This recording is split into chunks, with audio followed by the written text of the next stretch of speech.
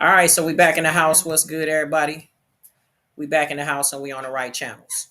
So now let's get a quick little roll call for our people that should be coming in on the link. Yeah, let me Mhm. just check. I'm checking to see that Let's I'm see. live on Mhm. these platforms. Right. So let's do a quick little check. Y'all know Okay, how. I'm live on Face. Shows that I'm live now on Facebook. Mhm. Okay.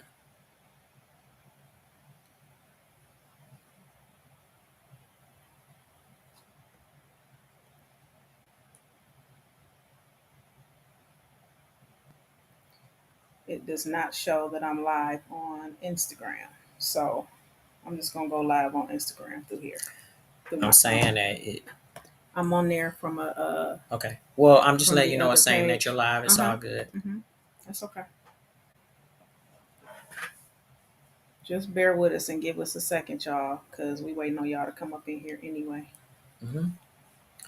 All right. Let's see where the people's coming from. YouTube again. Okay.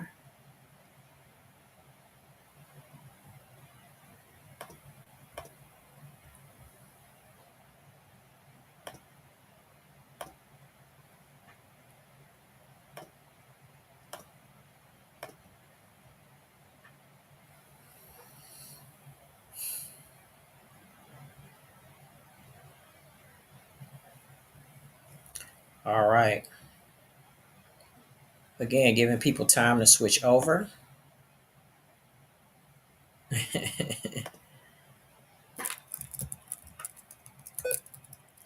I'm just getting ready to go live on Instagram because the platform right here is acting goofy. All right.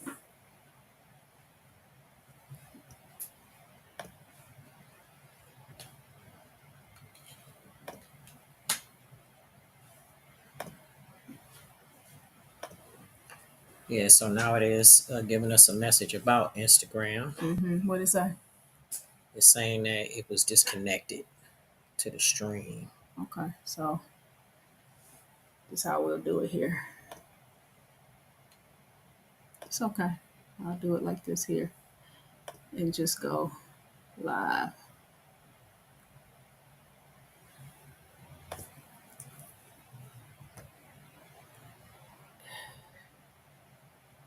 Okay. What's up, What's y'all? good, What's up? We family are up there? finally live on Instagram, Mhm. but right now we are, yeah, good. Okay, I had to go live separately on Instagram. We're gonna give these people enough time Come on in. to come on up in here. I'm gonna give y'all some time to come on up in here because this is about to get Deep. real. It's about to get real in the field, like for real. But I'm just gonna tell y'all right now, if you are here on Instagram and you want to have the view that the people on YouTube and Instagram have, then I mean not YouTube and Facebook Hmm. has, Hmm. then I suggest you click the link in my bio and scroll down to the social media and tap YouTube so that you can get the same view because we're gonna be putting up. It's gonna be you're gonna see words. It's gonna be pictures. It's gonna be all kind of stuff. But you're not gonna be able to see that on Instagram. But you'll still be able to hear, us going on as we are reading and going through what we're going through on YouTube and Instagram. So I'm gonna say that throughout this live.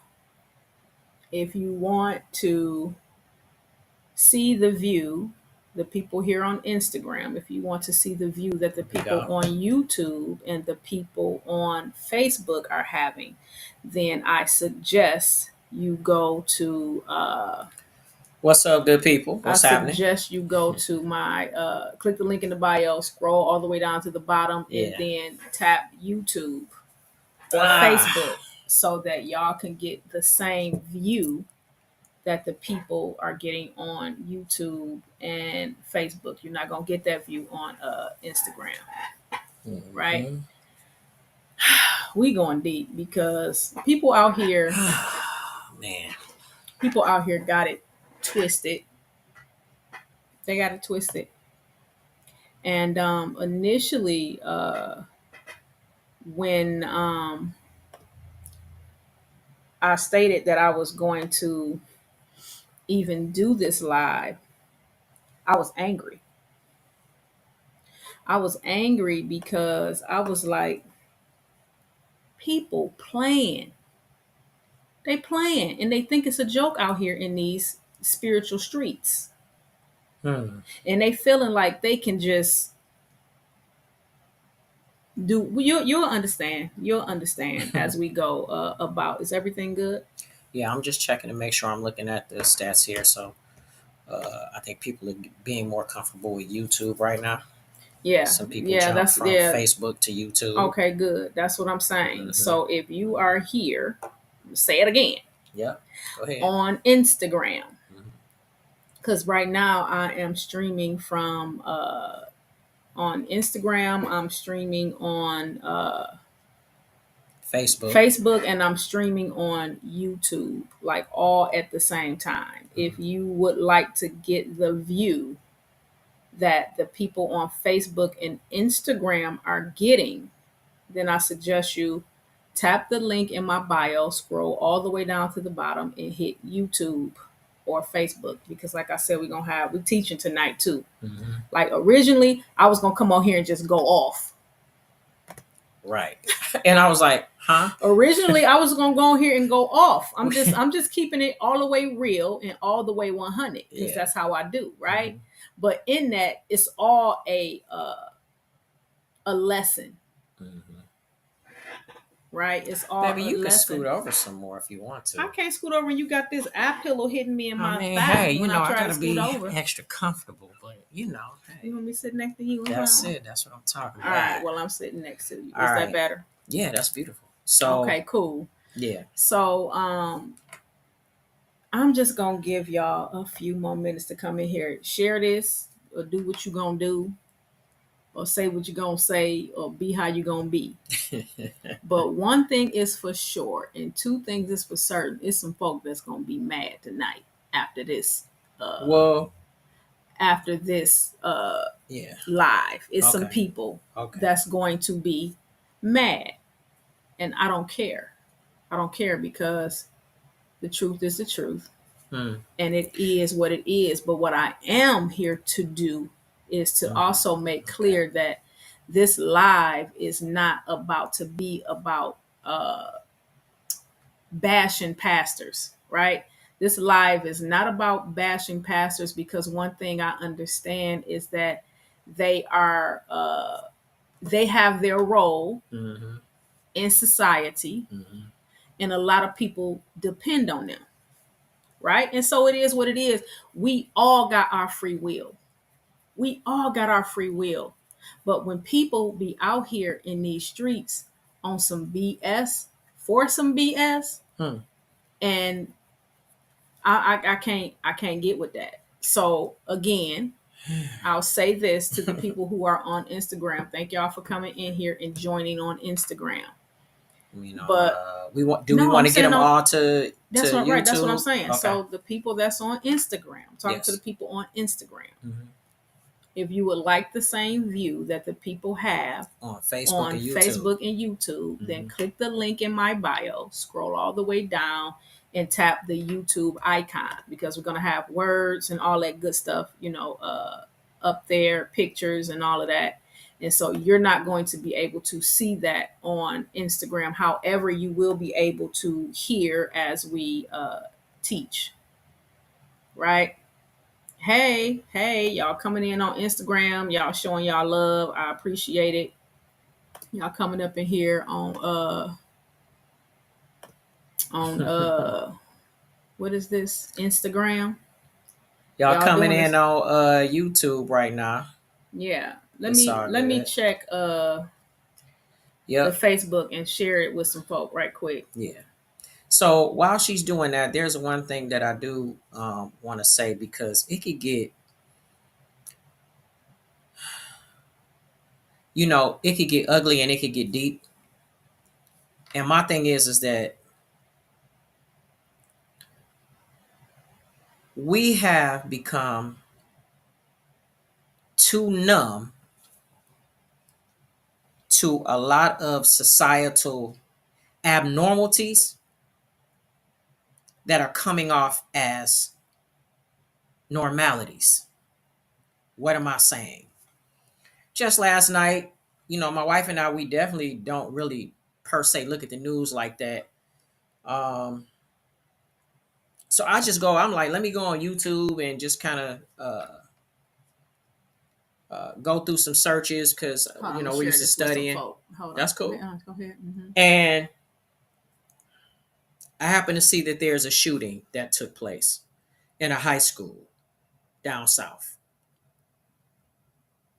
Oh, yeah. 4 children transition. Like, wow. Okay. I think it was 2 children and 2 adults. Then, right. That was initially. You said 2 children and 2 adults. It was 4 people. It was 2 teachers and 2 children. Okay. Yeah. At least from the moment that I looked, and I was like, you know what? It's not cool. Mm-mm. I couldn't even, literally, it wasn't even 5 minutes. I'm like, nope. And now, because we move in this spiritual space the way that we do, to have people get out here with the gall and the audacity to now conjure up, I'm going to move and get in front of people and organize some things to do this. And you don't have no relationship. You don't have no relationship with it. With the medicine.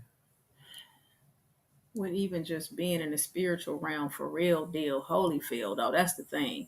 We about to get into it. Right now. And I just want to talk about before, I see that, they comment again, y'all. I'm going to say this again for my people that are on Instagram before we start, because I'm about to go in now. If you would like the view that the people are getting on Facebook and YouTube, then click the link in my bio, scroll all the way down to the bottom and tap the YouTube icon, because you're not going to be able to see and have the same view that they have. Right. With the pictures, with the words, but you'll be able to hear it. So if you decide to stay on here, then that's cool too. It's all good. We know how to work multiple platforms, so it's all good. I just want to let you know. Yeah. So, initially, I wasn't even gonna get on here. I wasn't even gonna talk about it. I wasn't even gonna say nothing, because I don't like bringing that type of energy on my platform, right? What I do is I create a healing space for people to go inside. So I just have to cut you off, because Heather said the YouTube isn't available. So you need to make sure that it's not available. Let me see. When you click on the link, let me see. I'll check it. Okay. Well, you're into Instagram now. Yeah, I'm in Instagram, and I'm going down and clicking the YouTube link. Okay. Yeah, it took me straight to YouTube.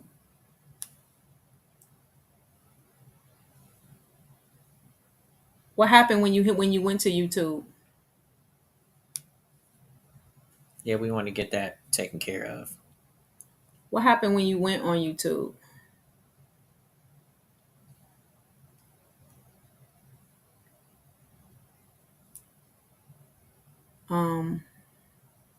It says the page isn't available. Sorry about that. Oh, wow. Yeah, I don't get that, I don't either. We are streaming. Okay, let me see. Let me look at the Facebook. People that are here. So I do apologize. It must be that the platform is just having some issues because Yeah, it it's the normally doesn't take as platform. long to connect all those other Okay, so things. look, go to YouTube and type in BTCH I'm vegan. Do that then, Heather. Go to YouTube and type in BTCH I'm vegan. Right. That way you can hop on the YouTube and that'll be that. Hmm. Right? Look. Okay.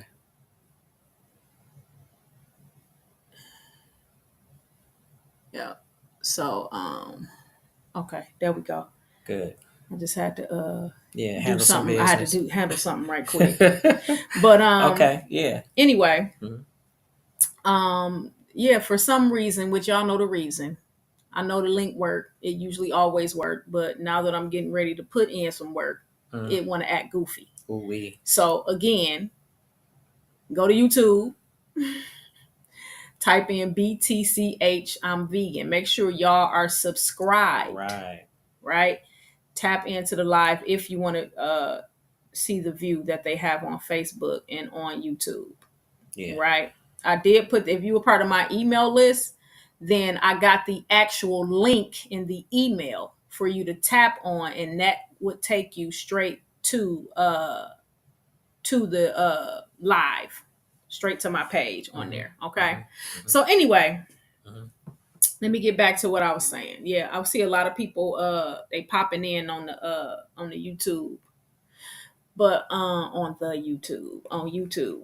Ty, I'd love for you to be able to see everything. So if you'd like to, please switch over and go to YouTube. You can just Go type to in YouTube and then type in BTCH I'm vegan. and then you can hop on there to And then hop on YouTube the and you'll live in be able there. to see the whole You'll be able to see everything. you'll be able to see Because everything. we Right. getting ready to go in.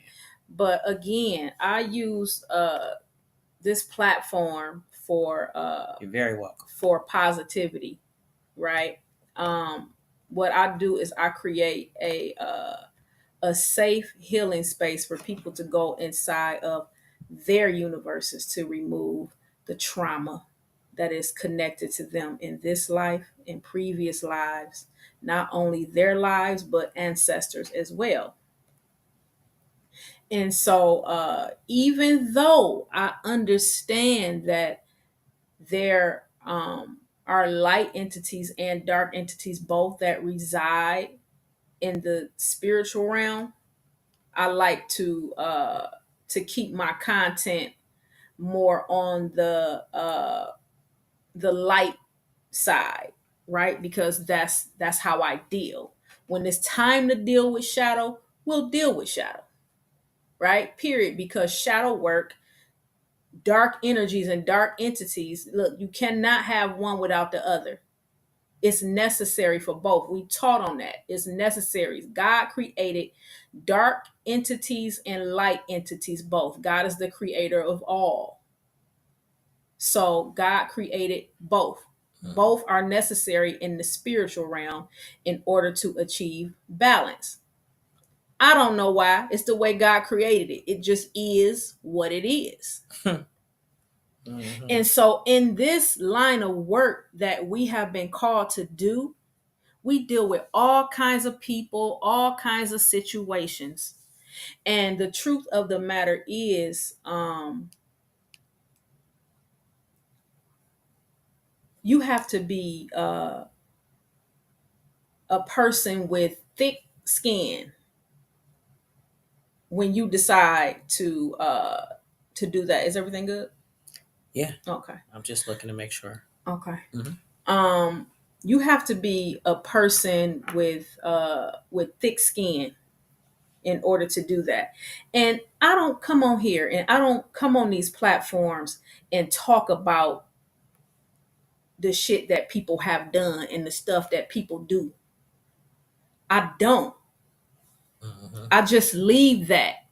I leave it and I leave it in my rearview mirror because one thing I understand is spiritual laws.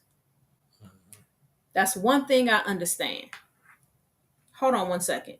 Because what Zeno is doing is It's literally distracting you. distracting the hell out of me. Hey, I gotta run my check. Even though while you're doing what you're doing, I gotta check these other platforms, making sure everything is good real It's quick. good. I checked it. I checked Okay. both of them. All right. They good. It was messed up on Instagram. That's why I went to Instagram live. Good.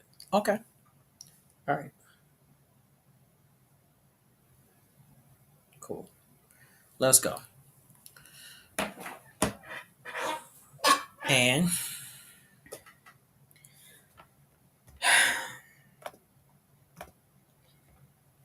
Listen, like I was saying, I don't like to come on this platform with no bullshit. Period. And originally, when I originally got some news about this pastor, the original news that I received, I was just like, yeah, it is what it is. It didn't surprise me because how they was moving anyway, it didn't surprise me. But at the same time, I was looking like straight up. But then I was like, I'm not saying shit. I'm not saying nothing. It just is what it is. People gotta F around and find out on their own. hmm, But then it got brought to me in a different light. mhm, And I'm like, it keeps coming to me. It keeps coming to me. You have to be able to see the signs and the symbols. And it's something that needs to be addressed, and it's going to be addressed. It needs to be addressed, and it's going to be addressed. And in order for it to be addressed, I got to just tell it. And I got to just tell the story like it is. I'm not a person that like to say names. I have done lives before with people that do like to say names. yeah. I didn't know that they was going to say names, and they said Mhm, names because that's what they wanted to do. mhm, That's their journey.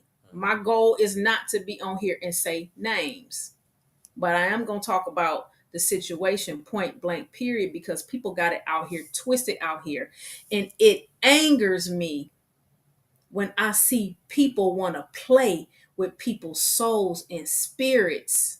mhm, That's what I got an issue with, because I know what it's like to be in the spiritual realm and move in the spiritual realm, which is the unseen realm that is moving around 24 hours a day, 7 days a week, whether you can see it or not. mhm, Whether you can see it or not. And so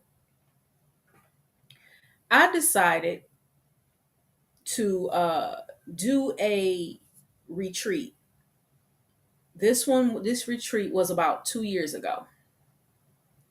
And when I did this retreat, there was a pastor that came to the retreat. Actually, it was two pastors. mhm, They were husband and wife, two pastors. And so they came on that journey. They didn't even know about plant medicine. Point blank period. I was on a spiritual journey, and the medicine showed me them. And so when the medicine shows me people, I know what it's like to be in the spiritual realm. I don't play with it. I don't care if they're a celebrity. I don't care who they are, mhm, because God is not a respecter of person. mhm, So I'm going to move authentically regardless of who you are, period, because we all one. That's one thing that I do understand. mhm, But at the same time, they came to the retreat. And so when they came to the retreat and the medicine kicked in and truth kicked in, not what they've been studying for all those years, mhm, not what they've been teaching in the pulpit for all those years, not what they be talking about on their social media platforms for all these years. When that medicine kicked in and they saw what the truth really was, they got shook. They got shook. Oh my God, Mm, this is the truth. And initially, at the end of it all, they were excited, but they were shook still. So I decided to do a live. Let's do a live. Let's talk about it. Y'all know how I do. Let's talk about your journey, because your journey, talking about your journey, will help others. It will help others because we're mirrors.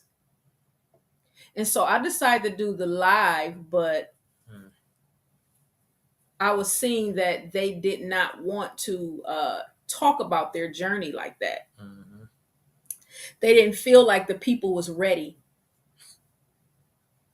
They didn't feel like the people was ready to hear it, which really what they were saying is they didn't think that the people from their church mm, was ready to hear it, and they were afraid of people leaving mm. The church. because they done tapped into the truth. Fear, Mm, right? mm, So with that, understand we all have free will. We all have free will. And so now, fast forward, I ain't even gonna go over every little detail. Like, it don't even matter. All we need to know is that this pastor went on one journey, one spiritual journey, mm, and now is talking about they about to be a shaman and do these plant medicine and bufo retreats. Can't even pronounce the word bufo right. Don't even know the correct terminology. Don't know what it is. Don't know what this sacred plant medicine. You've been on one journey, but you don't know what this sacred plant medicine is. mm. Angie says, Oh, they sure didn't oh, talk they sure about their did. journeys that way. She I said, remember. watch My your. bad. Yep, I remember. See, she was on the live and she was in that journey. So she know how the journey showed up. Mm, She was in the journey, in mm, that journey. mm, She saw their reaction to the medicine, right? So they walked away because they were afraid. mm, They were afraid that people was going to leave the church. So can't do no more of that deeper work. We going to stick to what we know. But they've been watching. mm. They've been watching. I put content out. Y'all see, I put content out. The content I put out is social proof. If somebody tell you that they do something on their page, y'all, if somebody tell you that they do something on their page, what is their social proof? You own their page, you should be able to see the proof, right? Yolanda said, and you wasn't even doing bufo then. I wasn't even doing bufo then. Exactly. I was not serving bufo. No, not 2 years ago. But here's the thing. See, people tapping in because people already understand and know what it is. And so now you afraid. We gonna talk about it. We gonna talk about it because now you saying you a shaman and you about to take people on journeys, but you watching and you know we know mutual people. We know mutual people because we used to be connected to the same church. So we know mutual people. Now you're watching people, the mutual people that sit in multiple ceremonies with me. You're watching how their life shows up when they integrate. And you're watching and you seeing them change into these completely different people of light. People that you didn't see and you set up in church with them week after week after week and preach to them. week after week after week.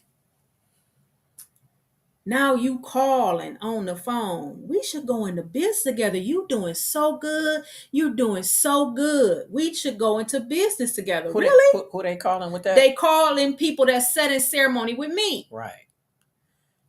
I need to say something though. Let me say this part, and then you can say that. Let me just finish this part. All right. And the person is like, I should go in business with you. Like, go in business with you, do what? So we can do these. This is their exact words.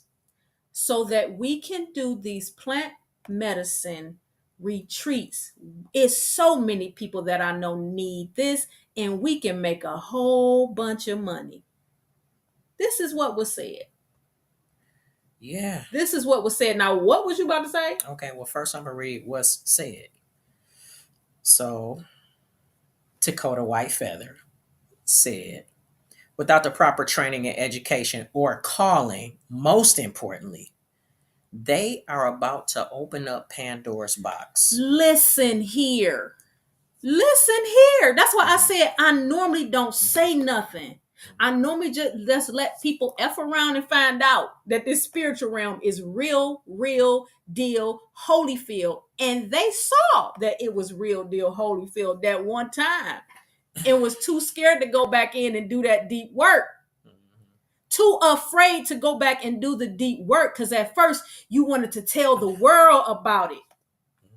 Then you sat back and you thought about it. And you said, oh shit, I'm afraid that the church members is going to leave the church. No. Be afraid that people are not connecting to God. That's what you're supposed to be afraid of. People not tapping into who they truly are. People be wanting that control over people. So, yeah. Thank you, baby. As y'all can see, though, and rightfully so, we feel some kind of way about it. Yeah, and y'all about to understand and even more. Here's the thing that initially I was perplexed about, but now, it's kind of like this. It's almost kind of like where somebody that you've kind of had some brush ups with, and you've sat down and you've talked, but you've seen them in a very intimate space, because being in a sacred space is raw, it's intimate. So we know each other enough. And spirit, source, the all, utilized us to actually share information with them in regards to the main thing that they were concerned, because they was concerned about the church. It was really concerned about basically how does that even look? How does that even get integrated into what they're doing already? Spirit laid it all out for them directly through us. And now time has gone past, and now you out here like you finna not remember what spirit told you, and now you finna and what you experienced. Right. The phone calls of you calling me, right? Because I'm gonna tell you, y'all. I have an antenna coming up when I get a phone call from you, and you trying to talk to me. Hey, so tell me, how do you do this shaman thing? How do you do this shaman thing?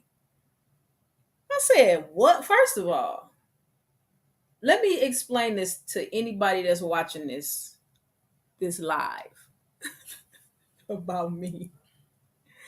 I do not play when it comes to this sacred medicine that God put on this earth in this realm, because I understand what it do and I have a relationship with it. I respect it and I don't play. Don't come to me thinking that you my friend, thinking that you my girl, thinking that you are anybody to me to try to say, what can I do about this whole shamanism? How can I get up on this whole shamanism? And you ain't even doing the work. Mm. I said, before you read that, Yeah. I said, first of all, that should be the last thing on your mind. It shouldn't even be on your mind. Point blank, period. The only thing that should be on your mind is going inside your universe to heal and remove your blockages. Period. Your trauma, your shit. Because guess what? You got shown a whole bunch of shit that you didn't want to deal with that you saw in the ceremony. I'm just keeping it 100.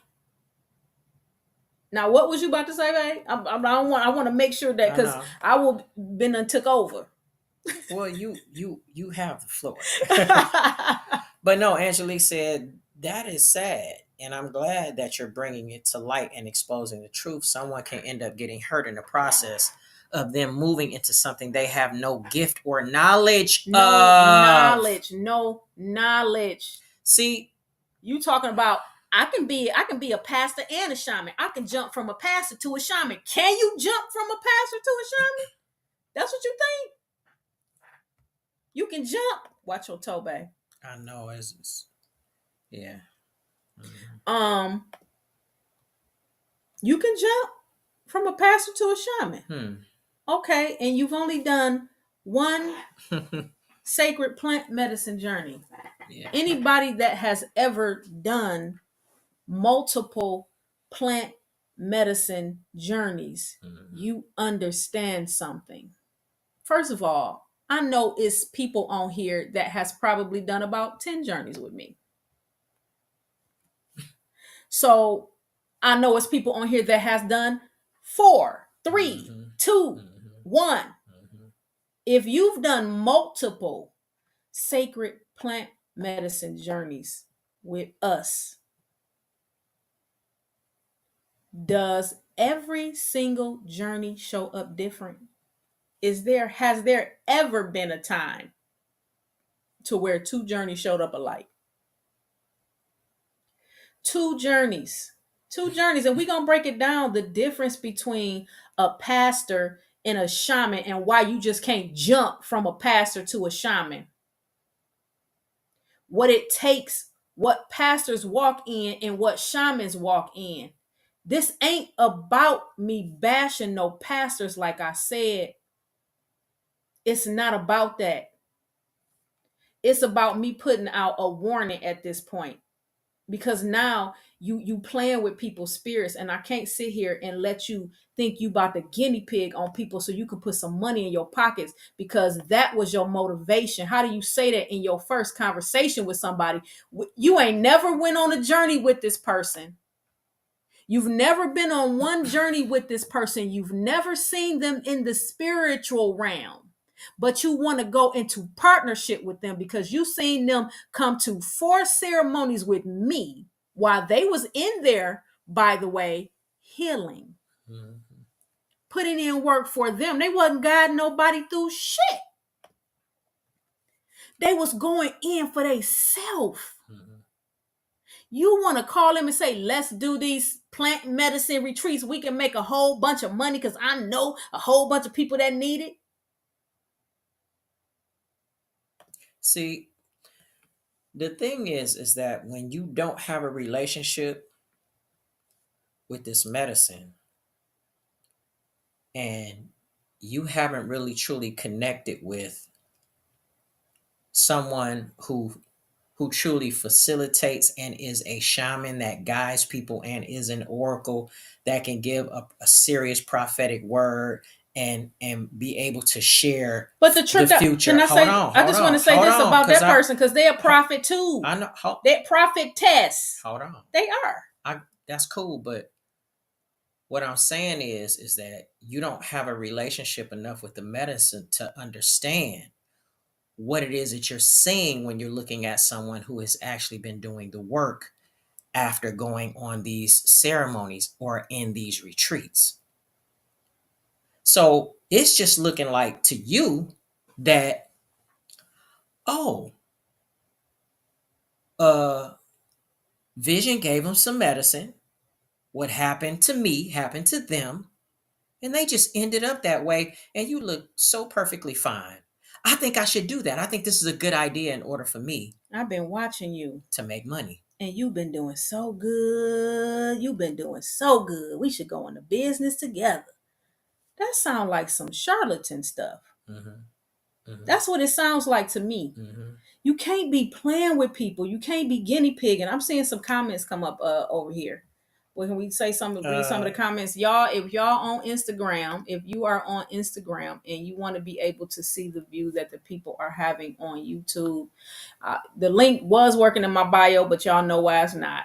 Just hurry up and go to YouTube and type in BTCH. I'm vegan, and then hop on the live there. That way you'll be able to see the comments over here. You'll be able to see everything that you need to see over here. Mm-hmm. Go to YouTube, type in BTC. Bitch, I'm vegan without the I.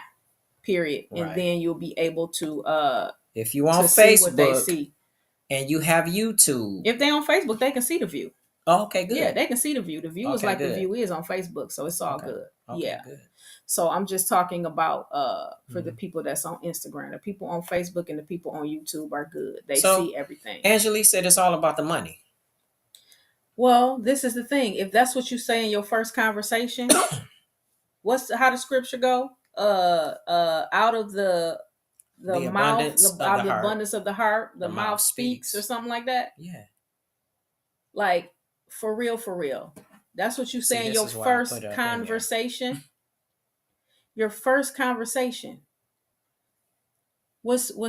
Can you pull this up? Can I do it? What I do? Just click. Here? Yeah, just click. Okay. Look, I'm learning how to do some stuff, y'all. Joy said, I'm only 2 retreats in, but OMG, I would be dangerous leading somebody in this space. Well, this is the thing. You've done more work in the spiritual realm. You know what I'm saying? The real spiritual realm, though. That's the thing. But the truth, it's still the truth, but still. Mm-hmm. We getting ready to go in and we getting ready to teach, because people got it twisted. They got it twisted. And how do you even try to connect to somebody that you've never seen in the spiritual realm? You've never seen how they move on the medicine. You don't even know their name. What you talking about? No, they do know this person's name. Okay, I'm talking about the person that they called. Okay, yeah, I'm talking about. No, I'm right. You talking about something else? Yeah, I'm talking about the person that they called. They do know their name. They know their name.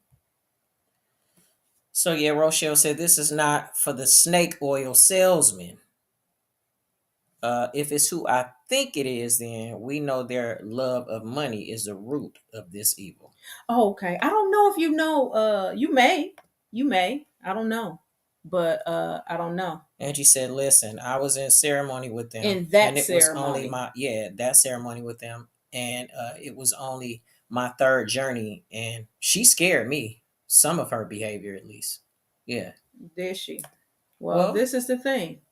When you come in ceremony with me, I say the medicine kicks in 30 to 45 minutes, but it can kick in as quick as 15 minutes.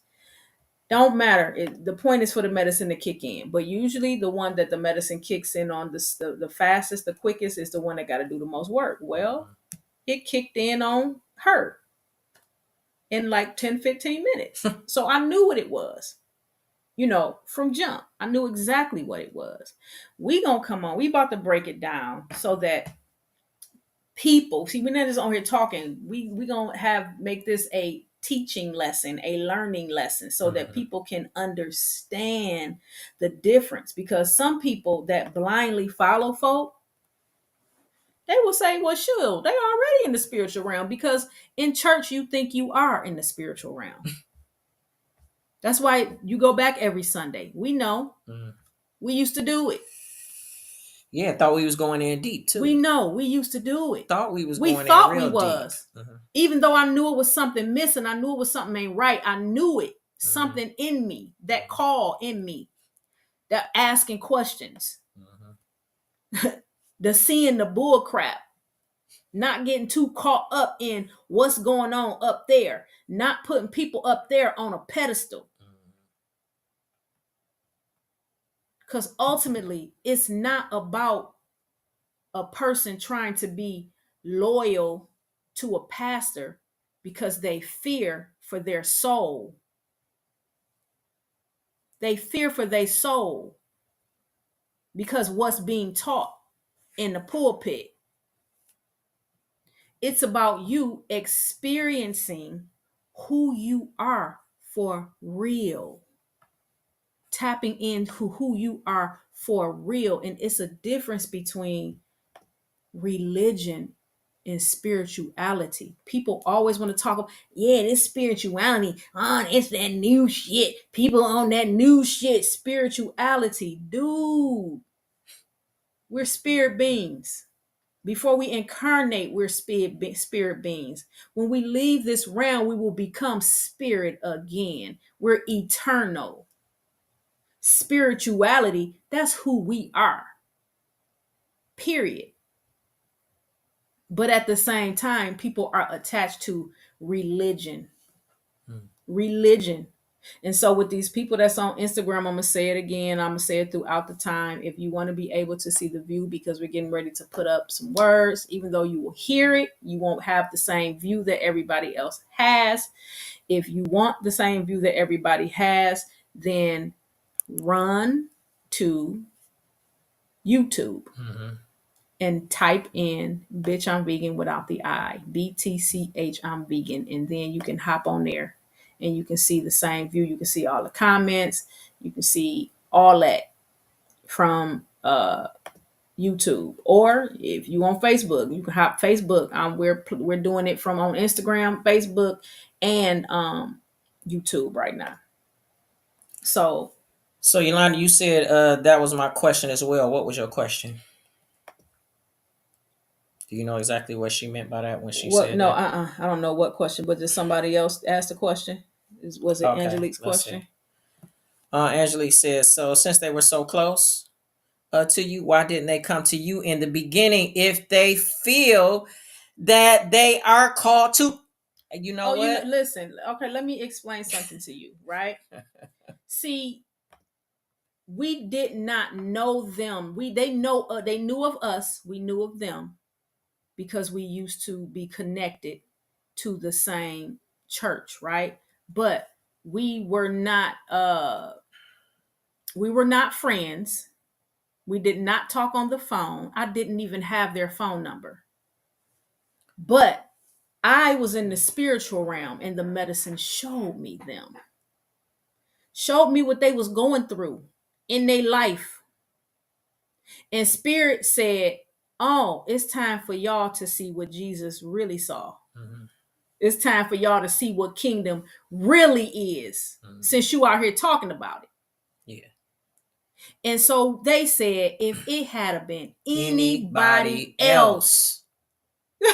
So look, you see I ain't lying. If it had been anybody else, we would have said no. This is what they said. And then they came and went on the journey and tapped into the truth. Now, all of a sudden, but see, this is the thing. You looked at us because I sat in the pews. Y'all was pastors. I'd like to answer that question. I sat in the pews and Zeno sat on the stage. So y'all know how that hierarchy thing is in church where people be looking at people with titles. I didn't give a damn about no titles. I had an issue when I talked to people and people be like, I call them their name and they be like, no, it's pastor elect this or pastor this. No, your name is such and such. You're not my pastor. What did your mama name you? That's why people say, what's your name? Princella or Shaman Vision, whichever one I'm not tripping. Yeah, Angelique, you telling the truth. So Rochelle said, there's no way that they can manage this calling on that level. There's just too much to unlearn. And this is just egotistical and reckless endangerment. See, let me say this to you, though. When a person is... They don't want to come to the... Excuse me, baby. I have to say this. I apologize. But you can... Don't forget what you about to say. It's cool. because I wanted to answer that question. And was you getting ready to answer that question too? I was talking. But was you about to answer that question? I don't even know. She asked the question. I don't even know because I'm talking about I was talking and question. you just went. Oh, what? All right, forget it. Go ahead. Go ahead. Go ahead. Go ahead. No, go ahead. No. Go ahead. You got the flow. You demanded the floor with that one. Go ahead. You know I love you. No, okay. I just want to say just this. Share some of your water with me. Just share some of your water and go everything. Ahead. It's cool. Now go ahead. Okay. So people don't like to go to people that they look down on when they feel like they're on a pedestal, right? And they are a spiritual leader, right? Why would they try to go to somebody that was sitting in the pew to learn something, even though you came and sat in ceremony? Right? It was something that I said to you that the medicine said that you knew I was telling the truth. You knew what it was. Yeah. Right? But you want to connect to everybody else that sat in ceremony with me. But one thing about me, if you trying to sit in multiple ceremonies with me, y'all, I'm going to hold you to the fire. That's your responsibility, though. It's my responsibility. It's not to coddle you. It's not to be a people pleaser. It's to show you point blank, period. That's what you're here for. Don't waste your time and don't waste your energy. Now, y'all just heard what my wife said, though, because now I'm going to talk about something different. And then we're about to get on this teaching. Yeah, we're about to go. So you heard her say that if you were to literally desire or have intentions on sitting in the ceremonial space to hold space for others, then it is her responsibility to then make sure that she oversees you in a way that will hold you accountable. Because otherwise, if not, then if you're not doing what is necessary in order for you to come into the space properly, then whatever you got going on is going to bubble over and leak over and spill over onto the people in that ceremonial space, and it's going to be tainted. Now, I know my wife don't be really wanting to get all off into the Bible like that, because for one, it comes off like church, because it's a reminder of sitting in church and hearing people spit these scriptures but not really be living this stuff. But I'm going to bring some scripture to this because I'd love for y'all to remember this, is that when you're now leading and guiding individuals in that type of environment, in a spiritual space, whoever is leading and whoever is there to hold space, to assist, to help, to move in the space, then they got to be held accountable. And we're going to show you in the word too. This is one of the reasons right here why things would turn that the pastor that's saying that they about to be jumped from a shaman to a pastor. This right here, right? That I meditate with this plant, marijuana. I talk authentically. I curse. I use curse words. Right? Because people are tapped into being in a box. And anything outside of this box, which you call the Bible, is an issue. And we're going to hit on it. And we totally understand now why. Because of the framework. It's like somebody going into the military, and the deeper that they go into the military, like being a Navy SEAL or a serious Marine or a Green Beret or something like that, and it's real heavy, then it could have a tendency to change the whole mental capacity of a person, and they are living their lives based off of that philosophy and that mental framework, right? It just makes sense. And so I used to be like, why is it that everybody that is quote unquote a Christian and they really like into that for real?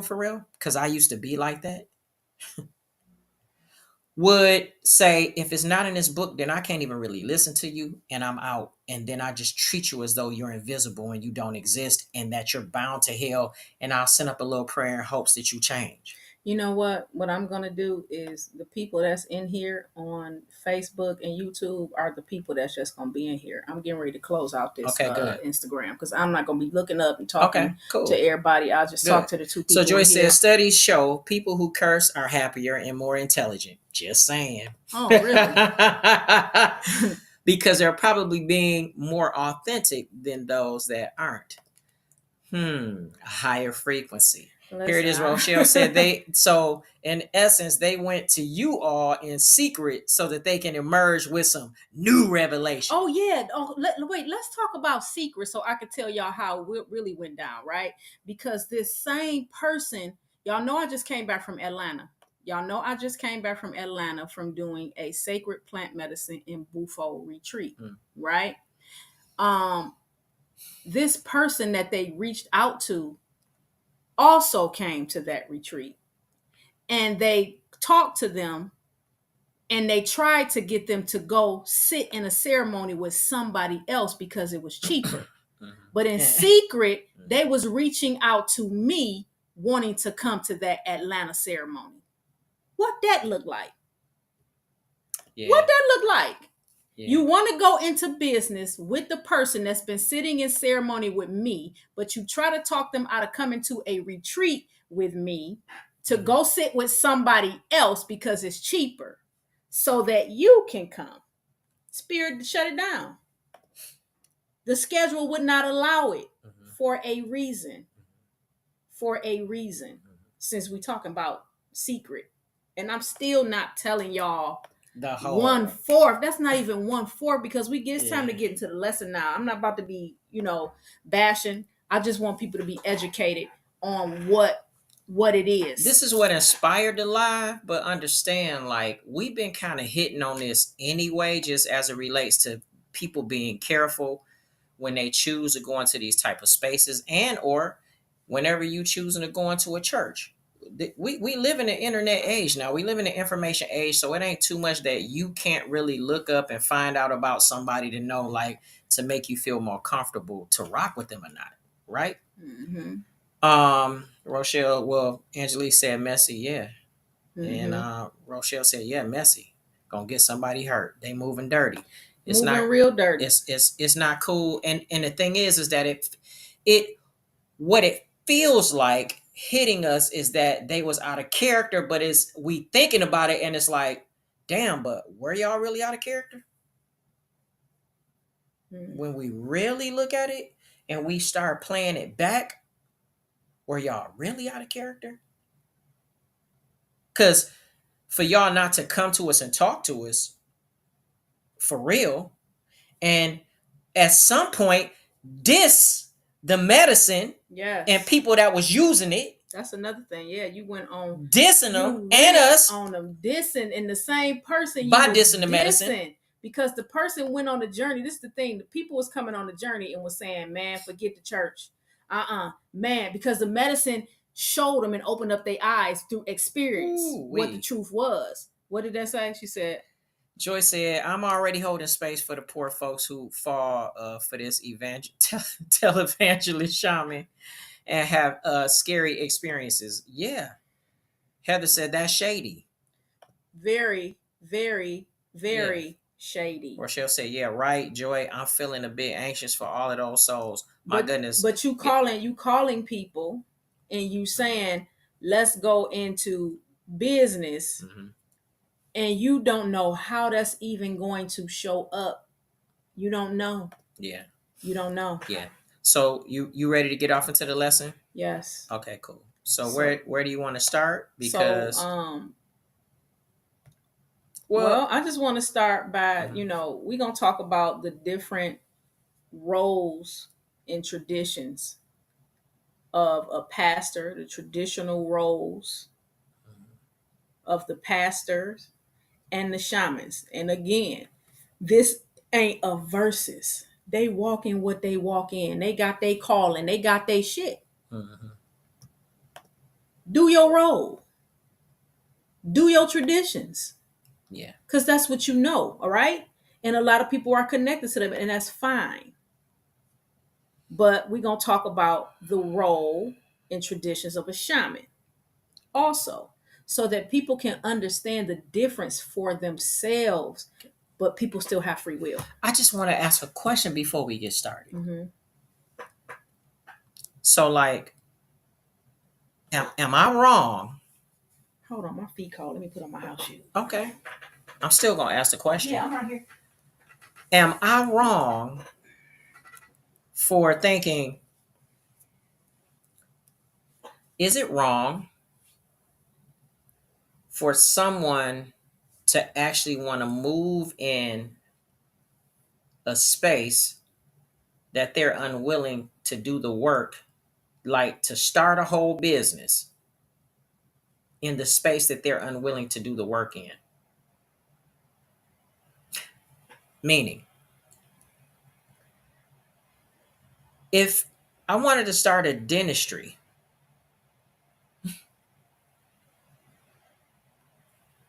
and I probably took one college course on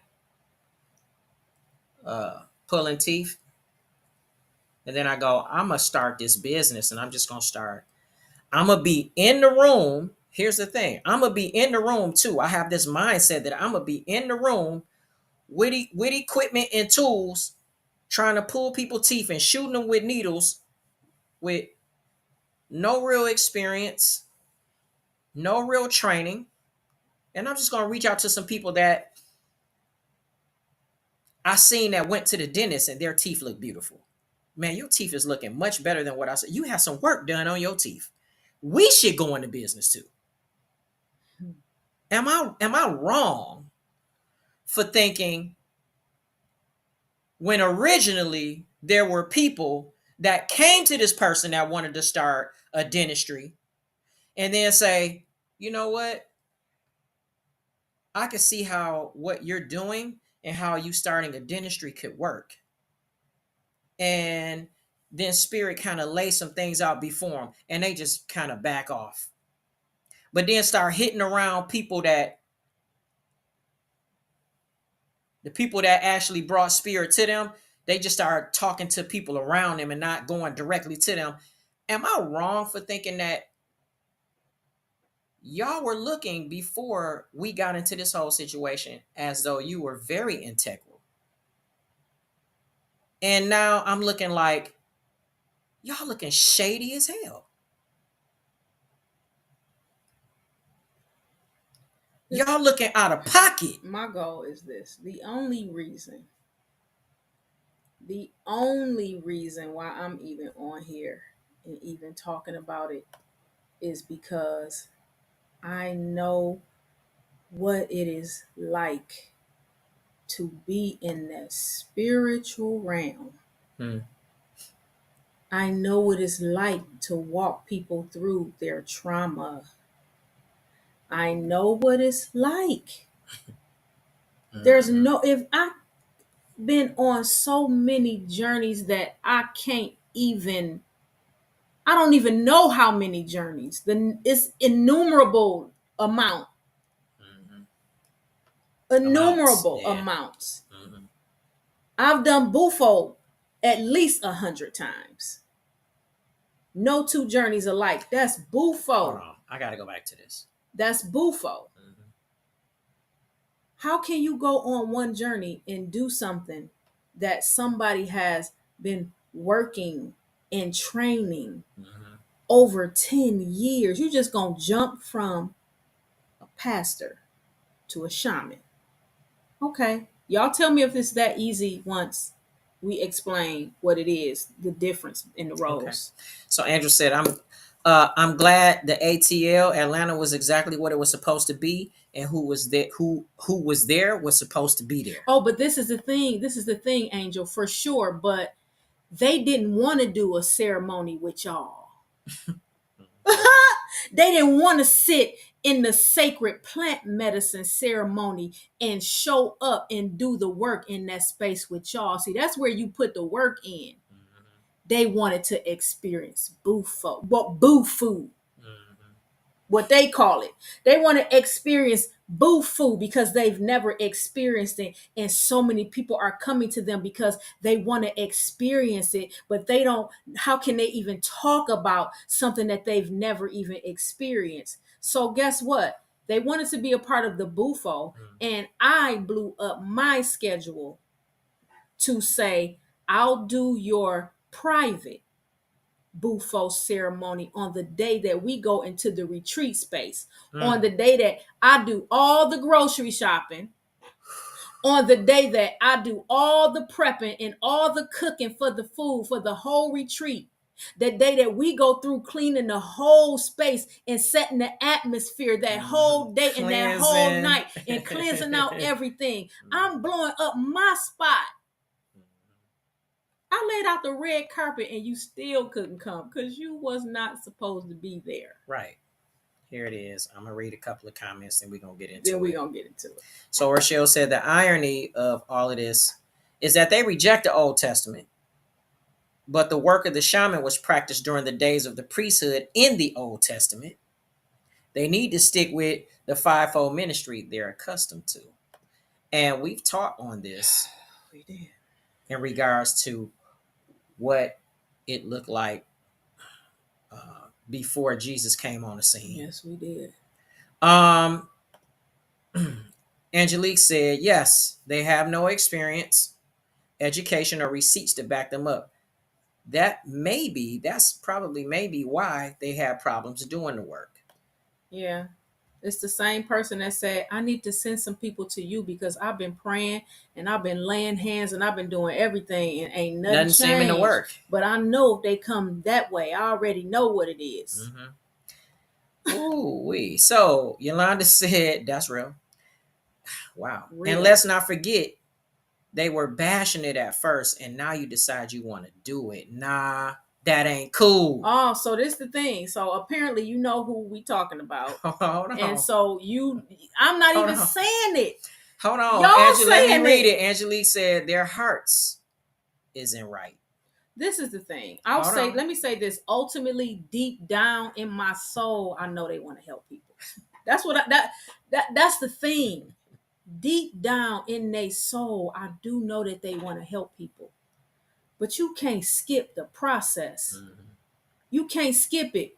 What do you know about this medicine? What do you know about the chemical composition? What do you know about the contradictions? What do you know about ancient sacred ceremony? What do you know about walking in the spirit realm? What do you know about connecting to entities and having conversations with them in the spiritual realm? What do you know about that? Expelling dark entities, having conversations with demons, and sitting down and asking them, why are you here? Not just saying that I rebuke you. Right. And wanting to leave and go get your chicken afterwards. Right. I'm not saying that they eat chicken. I don't know. But I'm just saying that's what people traditional, be doing. Stereotypical. So damn that in here. Yeah, I know. Angel said, I watched y'all for years, listening to y'all teach, seeing y'all walk in this lifestyle, the authenticity, and it allowed the trust to be built. Okay? That's the thing. Rochelle, you are so funny. She said, boo-boo. Boo for us, by us. Well, boo-foo, it rhymes with foo-boo. Is foo-boo. That's some doo-doo. But so Angela said, I remember you saying it, and I remember watching their journey recap. Ooh-wee. Okay, so then you know that they didn't want to talk about it. You know that they didn't want to talk about it. I know exactly who you talking about. The mutual is my best friend. Amanda, she said, I'm late. That's okay. You right on time. You can never be late during this live. You're right on time.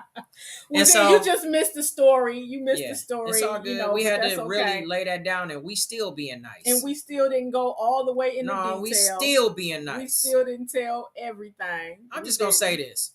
If y'all didn't read it, because most people don't be reading stuff, I'm just going to start off with my theme, my positioning in this. Most of it, pardon me, is not going to be biblical, but I am going to give y'all some scripture, because any and everything that we saying, I realize that, first of all, we're talking about pastors. So and we're talking about people that have come from Christianity and religion, and most of you, or either some of you, are now expanding. Doesn't mean that you're leaving God. It means that you're actually getting closer and having a deeper, more connected relationship. We know some people personally, actually, that was a pastor that's in this live now. Hopefully she's still here. That was doing everything in the church in this live now, and Really? now said, hey, I'm on my second retreat. Oh, I don't know. So understand and know that we ain't bashing pastors. And actually, if we was to talk to the pastor and hear, the pastor would probably be saying the stuff that we saying, and be amen in what we saying. They'll be ashaing and ahoing and amen and everything that we saying. I just started back up the Instagram because I forgot that Huh? Hold on, I just started back up this Instagram live too, because I forgot that I sent everybody an email, and in the email okay. I have the link to Instagram, That's cool. Facebook, and YouTube. I'm just gonna talk on there, and we'll just, the ones that's listening, they listen, and the ones that don't, they don't. But I'm letting you know, on Instagram, this repeat will not be up. Okay. This replay will not be up on Instagram. It will not be up on Instagram. Mm-hmm. If you want to see it, you come to the YouTube channel and look at it. If you want to look at the view that they have right now on YouTube, go to YouTube and type in "bitch, I'm vegan" without the I. BTCH, I'm vegan without the I. And then yeah. So we gonna run through this. We about to get and into we gonna it. run through it. We gonna go through it real smooth. Like y'all already know, this is an interactive situation. So y'all can have y'all comments if y'all got some questions, then we'll get to them. But we getting ready to go in. So if you got something to take some notes, if you got something to be able to jot some stuff down and really sit back, get back to yourself at some point, and then do your own work. Be up. So if you don't take notes, you can go back and do it again if that's what you want to do. But for the people that don't know what's going on Instagram, is we're getting ready to teach the different roles and traditions, the difference between a pastor and the difference between a shaman. Because we have somebody in the midst that's a pastor that feel like they can just jump right into shamanism and start taking people on plant medicine journeys, and they only been on one journey. It's dangerous, and I'm not about to even allow that to happen without me speaking. Now, after I speak, do what the hell you want to do. You got free will. I'm not here to tell you what not to do. Right. Do that's what not you what we're here to do. Just understand what you about to do. Yeah. That's all. Yeah. That's all I'm saying. For sure. And so Rochelle said, look, cry loud and spare not. Tell it. Expose them. It could very well save someone from falling into the wrong hands. Just my opinion. Please forgive me. No, you know what? It's all good. Here is the names. Pastors. Yeah, don't say the name. Because guess what? It is what it is. If the shoe fit, wear that mug strong. We being real nice about it. If you real honestly, nice, if you honestly want to know me personally, how I get down, I really wanted to have a straight up conversation like, yo, but my wife had to remind me, yo, we had conversations and told them what God said, and then they didn't want to really have no conversations, and that's why they didn't come directly to us at all. That's why they going around. That's why they going around doing what they doing. So around the world and now, guess what? That's what it is. That's what they doing. So around the it's world. all good. Understand what I'm saying? Coming to the source. It's all good because you still see us as members, those lowly lay members or whatever it is that you remember us from in the church. And now it's like, ooh, y'all moving in that. But they know that's not what it is. They know that's not what it is because the husband stayed watching everything. For sure. You know what we was doing. You calling and talking about how proud you is. There it is. You know what we doing. You know what we doing. Joy said, I think you had a responsibility to share this. People do not know the differences, right? And could end up doing irreparable damage. Exactly. You're right. You know how serious this is. No, you know, again. That's what I said. I felt like it's my duty. After I talk about this, my hands is clean. They clean. Period. Rochelle, she like, oh, okay, that's a respect issue. You know what? Here's the thing, because at the end of the day, let me ask you a question, Rochelle, for real, and then we can get to it. when Jesus was being accused of everything that he wasn't and was being called out of his name and asked a million questions, he said, yo, who do y'all say I am? Who do they say I am? As a matter of fact, I said who I was and y'all didn't believe me. I did whatever I did in the middle of the day and y'all marching me here in the middle of the night. And in some instances, when they was on Jesus' head, he didn't say nothing at all. He didn't say nothing. He just ate that. Because the truth is really the truth. And when you know the end result of how you moving is going to be real good, it don't matter anyway. The saying out here now is F around and find out. So guess what? People want to take that road. They are more than welcome to. Mm-hmm. Because real. we honestly tried to put it out there, let them know what it was. It wasn't no general brush over, stroke over stuff. This was, Spirit said this, and this is how this can happen. And see, we already see because God showed us this, but it put that in y'all spirit. It ain't even for us to make y'all do nothing or whatever. That's not even why we come in. We just sharing what we feel led and what we saw, what we know, because we've been in the spiritual realm. And it's people in y'all congregation that's now coming to us and they getting set free. And so my whole thing is, y'all too busy scared that they gonna leave your church, right? And you're not gonna get the tithe that you want to start talking about this sacred medicine like that ain't the way to go. That ain't the way to do, right? But now, now we can make a lot of money. Sudden, now we can make a lot of money. Wait a minute, I can make a lot of money. Let me try to connect to some people that did sit in ceremony. Yeah, I don't care if this not what they see for their life. I don't care, you know what I'm saying, that they're going down a different direction. I don't care that I never sat in a sacred ceremony with them. I don't care that I don't see how they move in the spirit realm, or they don't see how they ain't experienced me. The spiritual realm is way deeper than this physical realm. And if you got to be conscious on who you go into business with in this physical realm, you for sure, I want to see what you look like in the spirit realm. Okay. I do. I got to share this because Angelique said, I have never known y'all to just bash people. You're looking out for the people who are connected to you and them. You have to look at it from that perspective. That is the perspective I'm looking at it, because if this was just somebody that I just knew and they wasn't connected to some of the people that I know, then I would be like, well, whatever. Let them mess around and find out. We probably would have still end up coming on and doing a live, but it wouldn't have been there. It is. This. That's it. It wouldn't have been this. Rochelle said, right. See, this is the contract that they've agreed to.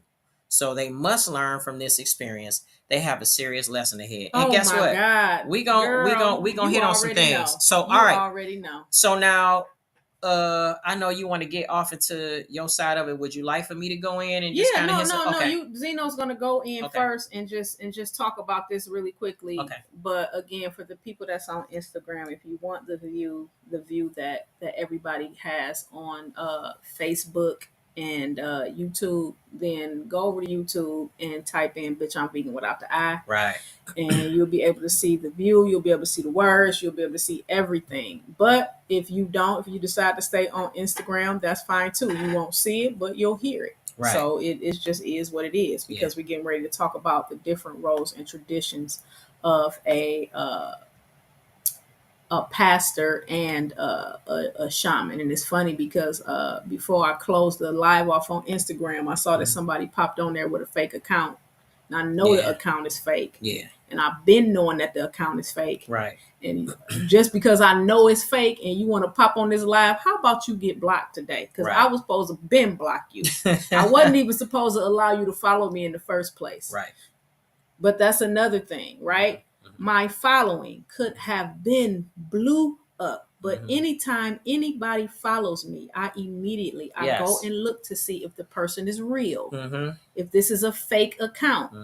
How many years have you been on this platform? How many name changes have you had? What's your activity looking like? Exactly. I go and look at all of that. And if the feeling ain't right, you automatically get blocked. Right. Right?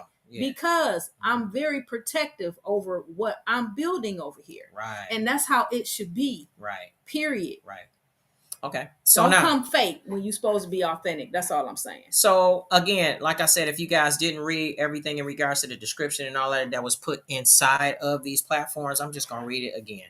The Bible emphasizes that the importance of guidance and wisdom in spiritual matters, right? It's very important. Okay. Attempting to lead others without spiritual maturity or discernment goes against the principle. Hey, Leading. Buddha blessings. Hey, what's going on? Leading without proper preparation or experience can be compared to leading others astray, risking not only their well-being, but also the leader's spiritual accountability. An inexperienced leader might lead people into harmful spiritual realms, especially dealing with this sacred plant medicine, bringing confusion instead of clarity and healing. Biblical teaching would stress the need for, watch this, wisdom, experience, and humility before stepping into such a serious, profound role as that, talking about being a shaman or even a pastor. So let's get into it. Now, first of all, my first question is about this. Who is it and where is it that you're getting your training? Because understand that the Bible makes it very clear in Can Proverbs. Before you read that, can we talk about where I got my training from, or you want to read this from? Okay, well, I'll read this first then, because Okay, we can just read this. Guess what the Bible say about it? We always going to take you to that. We're going to take you to quote unquote the word. All right.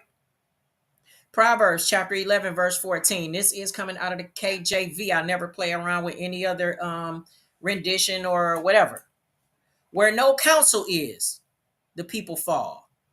But in the multitude of counselors, there is safety. So in other words, you ain't getting no real training, and or where are you really getting your training from? If in fact you had more people and you went to seek counsel and to gain some wisdom and knowledge and experience from more than one person that has shown themselves to be approved in whatever it is that you're now seeking to move in, you'll be in good hands. It says that there is safety there.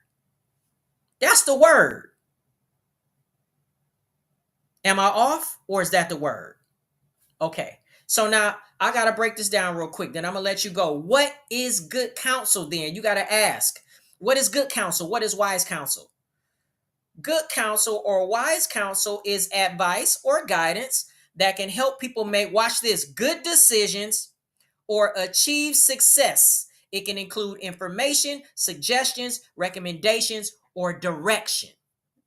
And that can go for a pastor or it can go for a shaman. A pastor or a shaman. It is what it is. So that's the first thing. You got to be able to look at these people if you're getting ready to go sit in any type of spiritual setting and then go, where did they get their training? Like, can I see some social proof? Is it somebody I can talk to? Is it some type of references that I can go look up and research to find out whether or not they really are experienced, instead of just me sitting here and then finding out that they actually working on me as they learning this? Does that make sense? If it makes sense in this live, please put up a fire emoji just for me to let me know that you really hear and you resonate with what it is that I'm saying. Because it's people out here, not just this particular pastor, but y'all done seen them if y'all on social media. Everybody that look real sexy and good and glossy on Instagram ain't really living how they living. They hit boop, record on their machines, give that content, and then, as somebody said to us, go smoke a cigarette and eat steak and potatoes.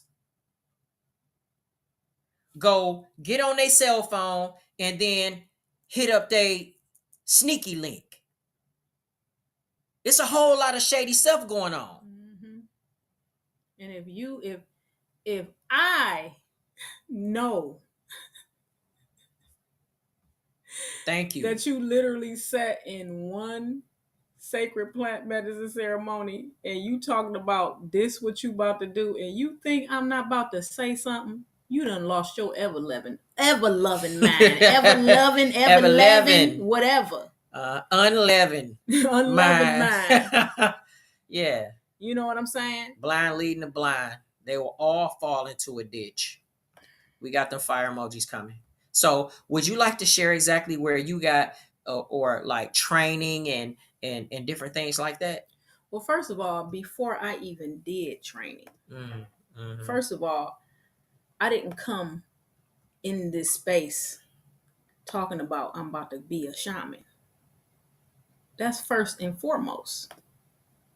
I came in this space talking about I'm about to heal because I was putting so much energy into helping Zeno heal. There it is. From the diagnosis that he got over 10 years ago when the doctors told him that he had prostate cancer and he was gonna be out of here in 3 years. How long ago has that been? That was been over 10 years. That's what I said. It's been over 10 years ago. Stop right there for a second. Hold on.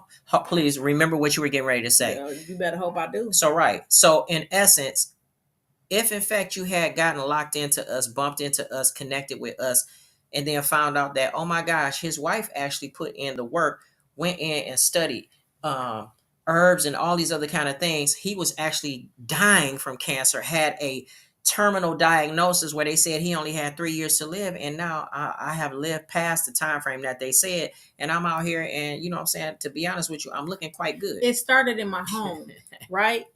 And when he was diagnosed, we didn't tell nobody. No. That's why people think we just popped up and started doing retreats. Right. We just popped up and doing stuff. You feel like that because we literally probably told maybe 3 to 5 people maybe total, right? That what his diagnosis was. We didn't even tell his daddy. No. Yeah. Right? Yeah. And we didn't even tell them when it happened. Because we didn't want people, oh, you do this, do that. We didn't want to hear nothing.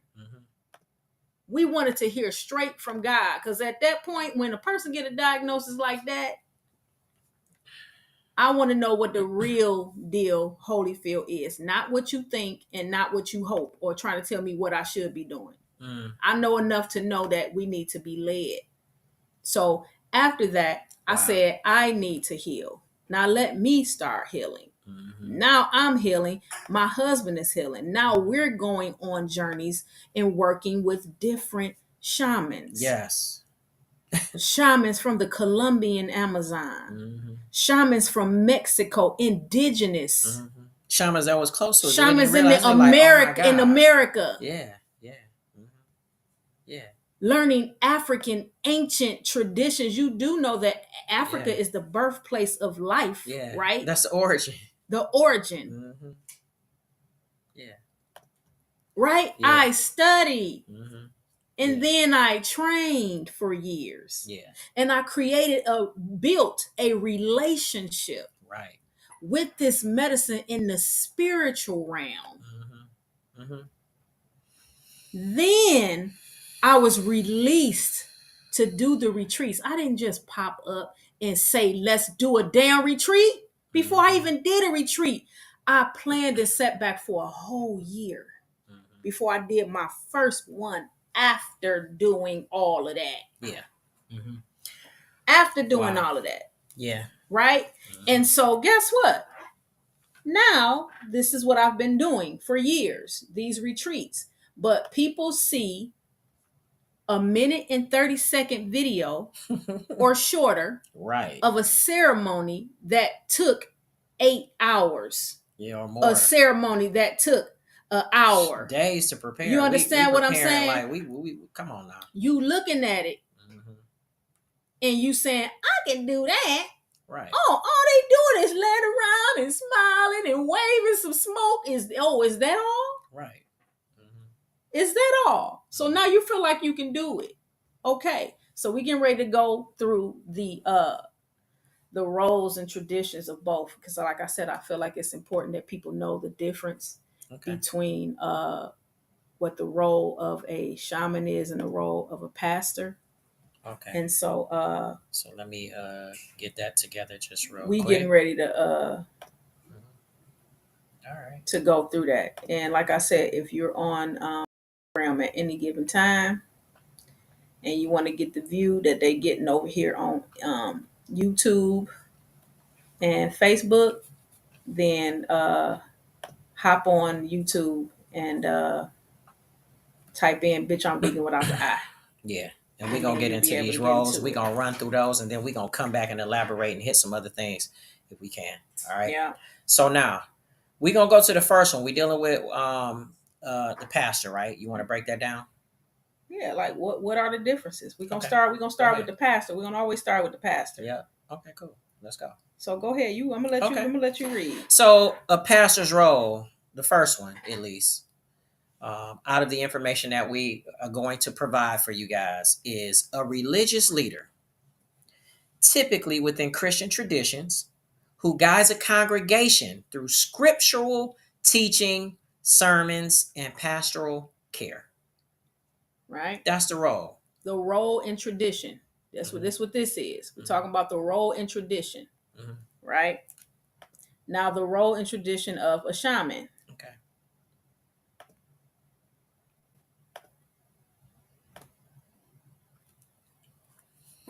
Here it is. Shaman. Shaman is a spiritual healer, a mediator between the physical and spiritual realms, often in indigenous or traditional cultures, guiding through what? Direct connection with spirits and nature. Yeah. So now you see the role and the tradition, right, of a shaman and a preacher. So now we're getting ready to talk about the connection to the divine, right? The difference between the connection to the divine. We're going to talk about the role of each in both. Mm-hmm. Let me just go real quick because I see somebody said something. Some comments, okay. Oh, Rochelle said, "Man, those visuals speak volumes." Yeah, that's what I'm saying. We over here producing stuff and carrying on for y'all Zeno at the asked same producing time. stuff. Okay. So again, we getting ready to go into the second role, which is the connection to the divine, right? Mm-hmm. So as it relates to the connection to the divine, pastors often act as an interpreter of the Bible and a guide to the teachings of God based on what? Scripture, working with structured religious framework. Yeah, I'll read the shaman part, and then Okay. you can read the pastor part. Okay. So I'll and go then here with it. When it comes to the connection to the divine, the shaman, a shaman works more directly with spiritual entities, nature, ancestors, and energy without a specific reliance on religious texts, often ascending spiritual realms through trances and rituals. Mm-hmm. So, can y'all see the difference already in what the difference is between that? Y'all should be able Y'all to. should be able to. So, I'm gonna close down Instagram again. Okay. All right. So let's go to the third one. Okay. Because we got a few. So we the gonna break third one, down. now we're gonna talk about the healing approach. This is the differences between the healing approach between a pastor and a shaman. Okay. So the third one is the pastor now offers spiritual guidance, emotional healing, and prayer based on what? Faith and teachings of what? The The Bible. Bible. Usually working within a church setting, teaching about experiences of what? The Bible. Okay. And when it comes to the healing approach to of a shaman uses a variety of sacred tools, rituals, and energetic practices to perform soul retrieval, spirit communication, and physical healing through the spiritual realm. Like, are y'all feeling like, are y'all understanding the difference between so far? So let's check in real quick. Let's just check in real quick and see if y'all some of really, these comments. Yeah, y'all really, locking in with it. Okay, let's see. So, all right. So let's see.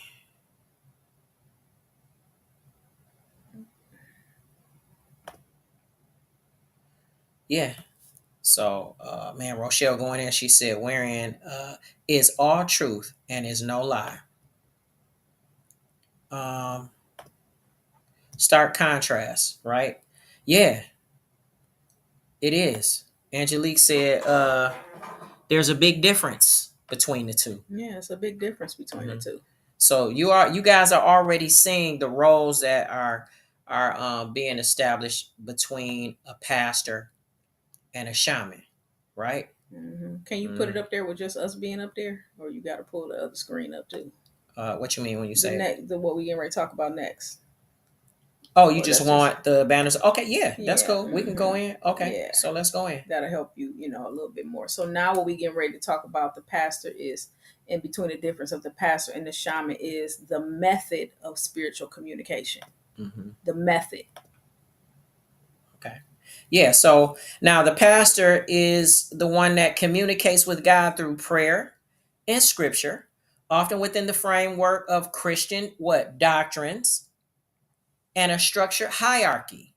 Okay.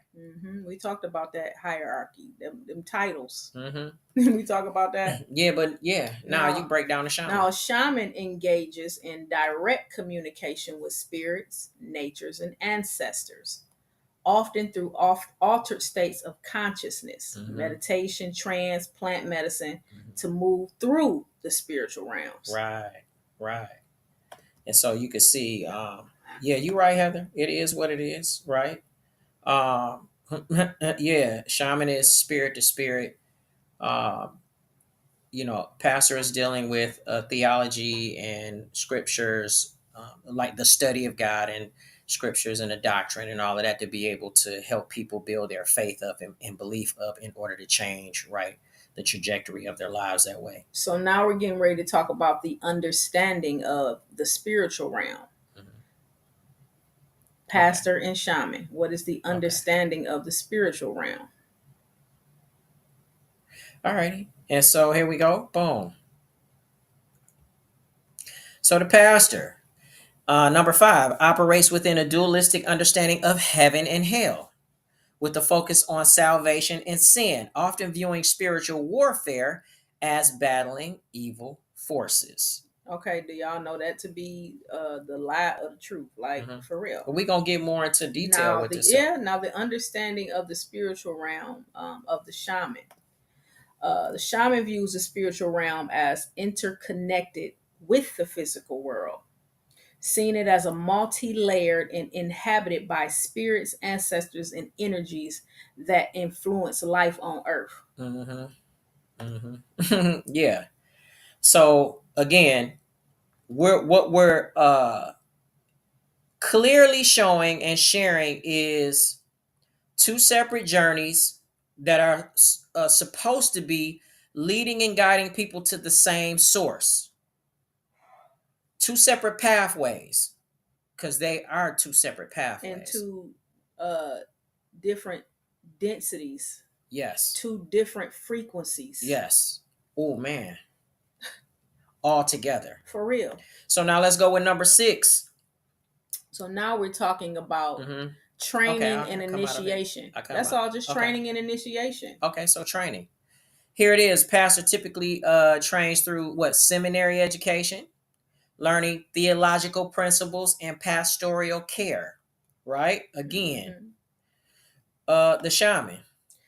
The shaman often undergoes a personal spiritual awakening or initiation involving deep mentorship, Mm-hmm. ancestral knowledge, and spiritual journeys, tapping in and communicating with spiritual entities, which also involve deep personal challenges. Hmm. Yeah, so it's like that. Let's see. Yolanda had a comment. She said, I found a definition of soul retrieval. Thanks for opening me up to something new. You're very, very welcome. Thank you. Yeah, you know what I'm saying? So now we're getting ready to talk about the use of rituals, right? The difference between a pastor and a shaman. Okay. So now, number 7, pastors deal with ritualistically and understand. I'm just saying that we're using the word rituals and or practices, but we gonna get into that as well. So pastors deal with what? Baptisms, communion, and prayer centered around, again, religious practices and ceremonies within a church setting. Okay, how about shamans? Well, shamans, they use ceremonial tools like drums, chants, plant medicine, and altars, directly invoking spiritual entities to enter the spiritual realm for healing and guidance, teaching people how to heal themselves. That's the thing. Not look at me, look at me, look at me. I'm gonna tell you what to do. Come see me every Sunday. I'm gonna tell you what to do. I'm gonna tell you what to do. I'm gonna tell you what to do. I'm gonna tell you what not to do. No, come on in this setting, so your eyes can be open, so you can go into your own universe. And so you can remove the blockages in your own universe. You can see your life your way clear, because you ain't about to be calling me every day asking me what color car should you buy, what should you name your child. You're gonna learn how to tap into your own intuition. You're gonna learn how to tap into your own intuition and make your free will choices for yourself. It's not for me to manipulate you to try to get you to do something that I want you to do. Listen to your intuition. Do what you're supposed to do and use your free will. Right. So just make sure you put in the work and be willing to put in the work. Right. So now Rochelle said, because I'm looking at these comments, Rochelle said basically that it's a teacher / orator versus spiritual practitioner and natural order representative. Basically, I looked at it like the pastor is one who it rolls their sleeves up in an educational setting to be able to teach you things from within this biblical doctrine that falls underneath an umbrella of the hierarchy of this religious organization.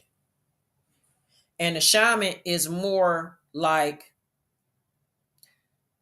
hands in the dirt. It's more like a monastery where you take the children out and learn about frogs. Like, we just not gonna look at pictures on the chalkboard about frogs. We actually finna go in the field and I'm finna take y'all to a frog farm, and we finna play with some frogs.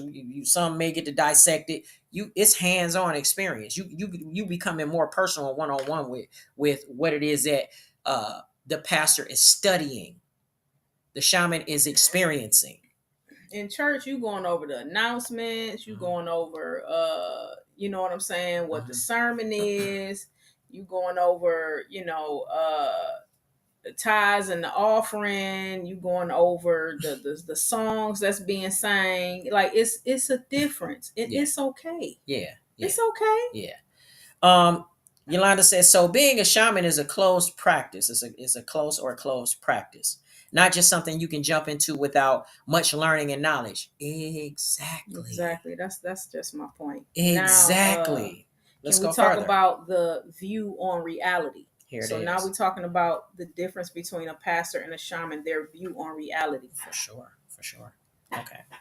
Well, now, number 8, the pastor's views on reality is coming through the lens of a structured religious worldview where the focus is on salvation, following God's commandments, right, and eternal life. Right. Okay, cool. Nothing wrong with that. Okay. So now a shaman sees reality as fluid and multidimensional, with the spiritual realm accessible at all times, influencing daily life and health in direct, tangible ways. Now, if that resonates and rings very loud to you, and you have had that experience dealing with a shaman, or especially shaman vision, please put some fire emojis in the chat. Let us know that you still here and what it is that we saying. We not blowing smoke, but we actually know what it is that we talking about, and it resonates. I need to know that. Yeah. Okay? Because here it is. Angel was saying, guess what?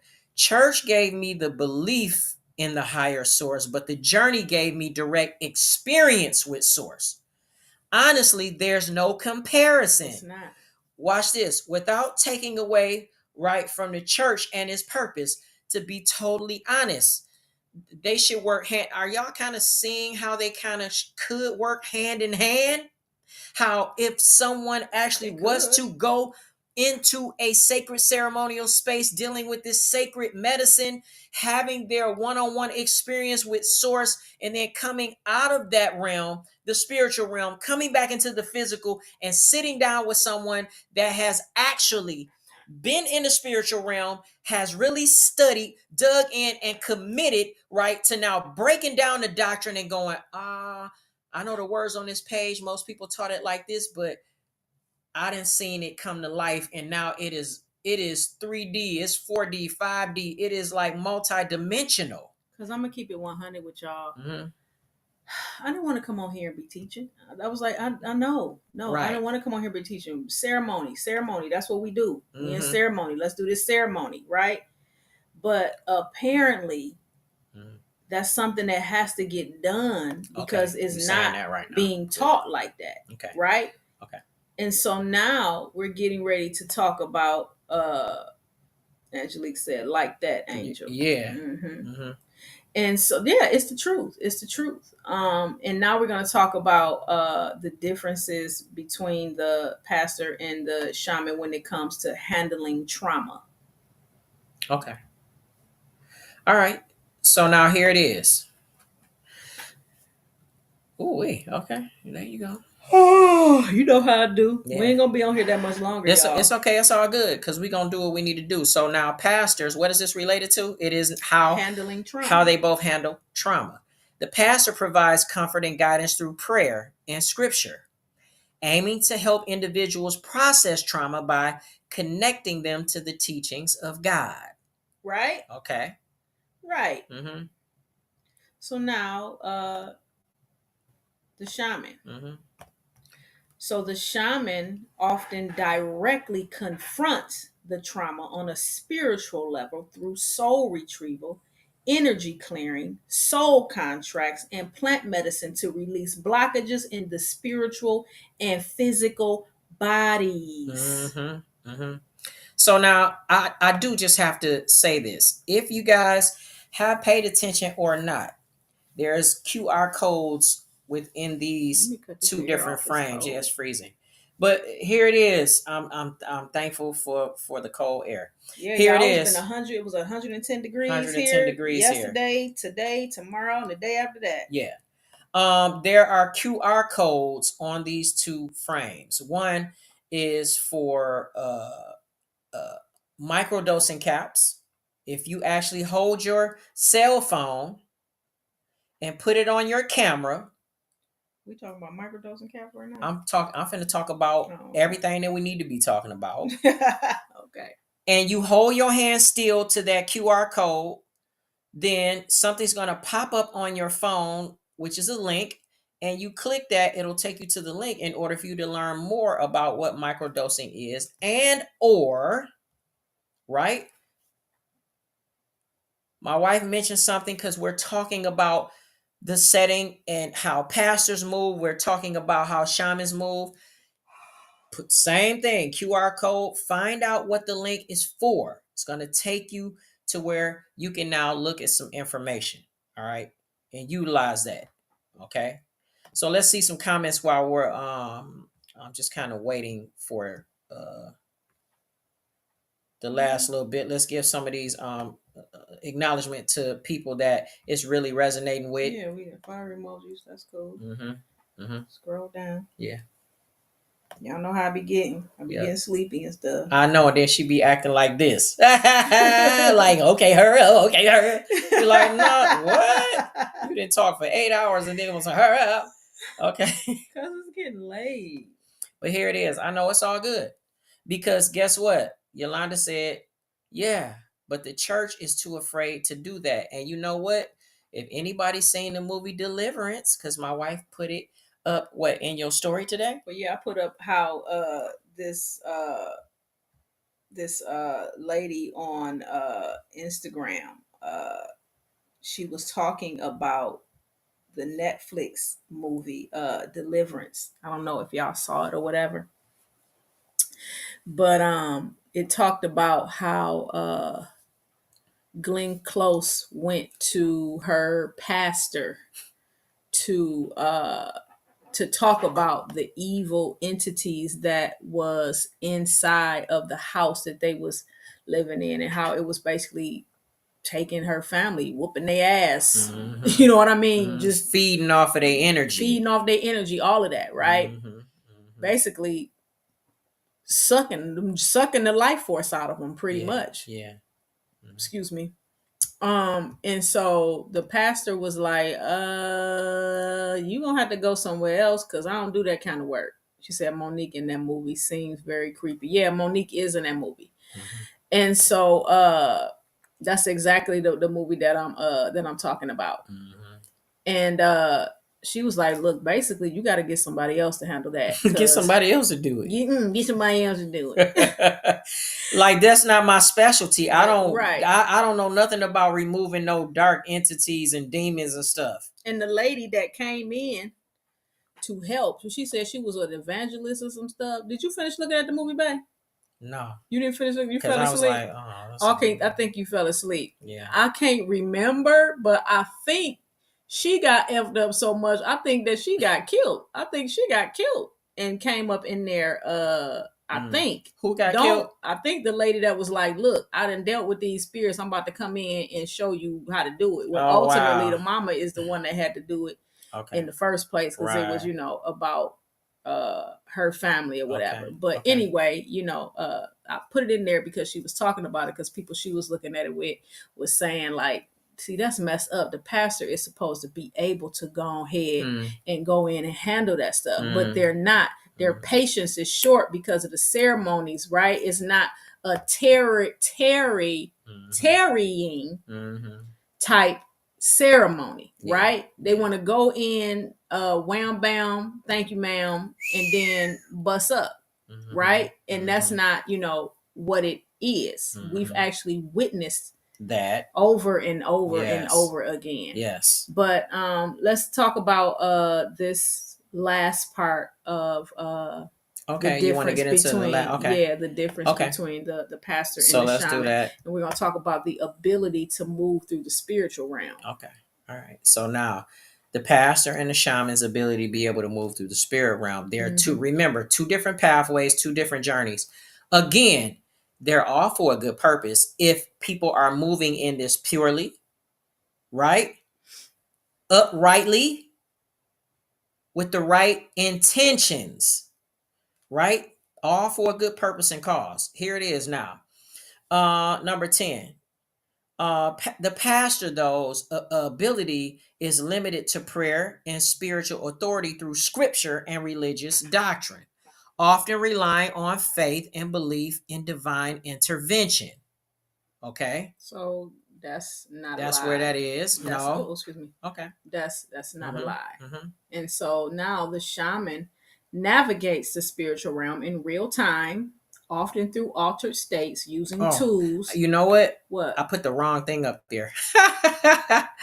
So my bad, because I got the same answer for both ones. So that's okay. We'll just take it off and I'll just read it. Yeah, that's what I'm about to do now. Okay.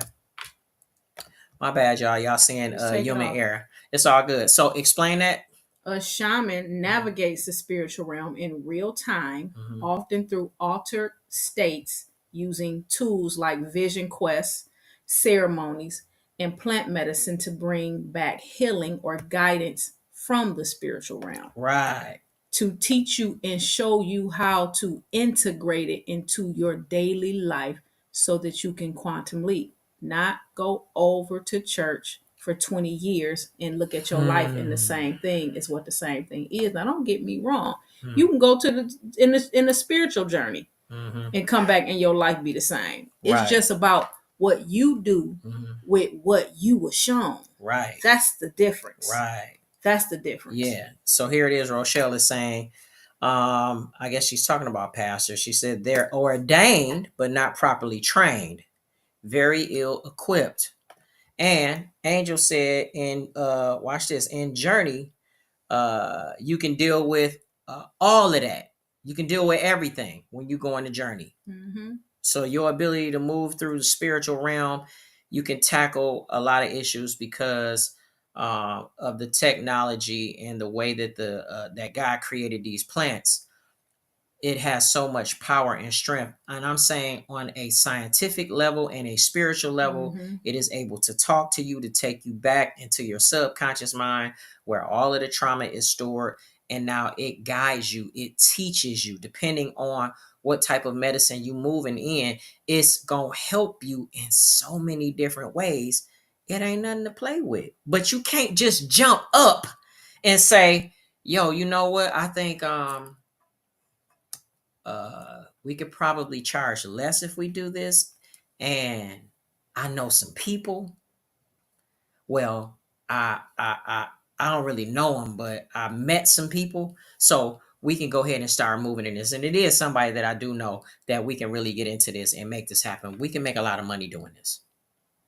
That's transactional. You're looking at that from a business perspective.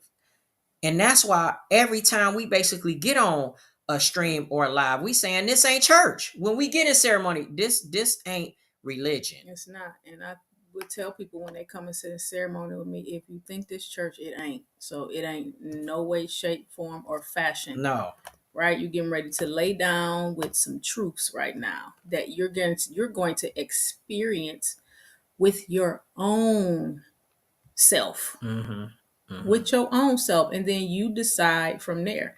That's about it. What I'm really trying to break down as far as the difference between a pastor and a shaman. So my thing is, you just don't jump. It took years to unlearn the shit Right.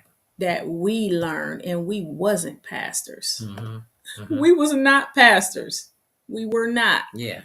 Even though Zeno was the psalmist, right? Even though Zeno tapped into the spiritual realm,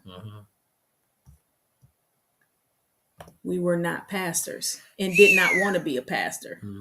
And watch this, because now here it is. See, we got some folks in here that have studied the word. Rochelle said, "Lay your hands on no man suddenly. Candidates of this work must be vetted and proven, right? And not immediately appointed." That's right. But this is the thing that lets you know that that's that church stuff, right? Not knowing them that labor among you. Why is it that not saying, and this person that they went to been putting in work? Life is changing, has changed. They're in a completely different person. They're walking into their divine destiny. Don't get it wrong. But you have not sat in ceremony with this person. Right. You don't know if they even have the ability to lead and guide somebody. You don't know that because you have not witnessed that. Right. They don't know if you can lead and guide somebody in a sacred plant medicine ceremony because they've never been in ceremony with you. Right? So with that being said, you just want to say, I know you've been working with them and your life is doing so beautiful. Come on over here so I can give you a title. It's the same thing. Yeah. That's that church shit. Come over here and get a title. You ain't getting no title just like that over here. If you think that you about to come in ceremony. It ain't even about a title. It ain't even, listen. It's not about a title. It's not about that. But I'm saying that's not what you're going to get. You're going to come over here and you're going to face you. You're going to face yourself. Right. And how your life shows up and manifests is how your life shows up and manifests according to what you integrate after that journey. Because I'm going to tell you something. When you talk about going on this plant medicine and healing journey, and this medicine is going to blow your life up. You gonna come face to face with some shit that you didn't even know was possible. You gonna come face to face with some shit that people just would not want to deal with. But it is a part of your journey for you to understand and to go in deeper. And understand yourself more because you are a spiritual being. You are a spiritual being that has been on this earth multiple times. Yeah. So you mentioned this though, and I think it's important for me to put up here. You did actually mention it. What? And I knew you was gonna go there, right? Right. Which is know the fruit, right? Mm. And a tree, right? Yeah. Know the fruit that it bears, Yeah. right? Know the fruit or know the tree and the fruit that it bears. Mm-hmm. So we see this again in Matthew, specifically Matthew. This is gonna get broke down. Here's a scripture, verses 16 through 20, and it says, "Ye shall know them by their fruits. Do men gather grapes of thorns or figs of thistles? Even so, every good tree bringeth forth what? Good fruit. But a corrupt tree bringeth forth evil fruit." And I'm Here's not a even saying to even say that they're evil people. no. We're just saying I'm not even here to even say that they're evil people. I'm not even saying that. But what I am saying is that, like the scripture said, Mm-hmm. know the tree from the fruit Mm-hmm. that it bears. Yep. It's the same exact thing as I say, if somebody says that this is what they do, then go on their page and see what their social proof is. Right. What is their social proof? Is their social proof them sitting behind a pulpit, or them just sitting behind a live like right now, like 100, like we doing right now, Mm-hmm. right? Mm-hmm. Mm-hmm. Is that what you seeing, or are you also seeing them in the field? Right. What are you seeing? What fruit are you seeing from that? Do you see them taking people through sacred plant medicine journeys? Do you see people talking about them coming on there or whatever? Even before I did my first retreat, Mm-hmm. I constantly came on and taught about the medicine. All you can do is come on and talk about one journey that you've been on, Mm-hmm. and conversations that you had with somebody that sat in a few ceremonies with me. Mm-hmm. That's it. Mm-hmm. But every time you try to have a conversation with me, you don't want to hear what I have to say, because I'm telling you, you're moving in fear on this side. I'm not scared. Yeah, you are. Mm-hmm. Mm-hmm. So just go ahead and be authentic. We all be afraid sometimes. Mm-hmm. It's okay. It's okay It's because okay. again, fear is that indicator to let you know that it's something that you need to work on and overcome, so you can push past and then move into a level of freedom, not just in At the fear. Right. retreat, this is the thing. They were too afraid to take the medicine the second day. Mm-hmm. They were too afraid. I didn't even say that, to take the medicine the second day. Mm-hmm. But now this is what you're doing, Mm-hmm. because your motivation is money, because you think you know what I'm getting. Yeah. You think you know what we get. You think you know. Mm-hmm. You think you know. Yeah. But you have no idea. You have no idea. Yeah. So Yolanda said, I don't think you should be chasing money as a reason to do such things. Yes, money can be a part, but to chase it, nah. And then Rochelle said, wow, this is just wrong on so many levels. Exploitation. They'll simply make a horrible spectacle of themselves and the sacred work, right? This is, the thing about it is, and I'm going to just finish up that scripture because Oh, you didn't it's really finish it. important. No, it's My cool. bad, bad. You understand what I'm saying? Let me get to it.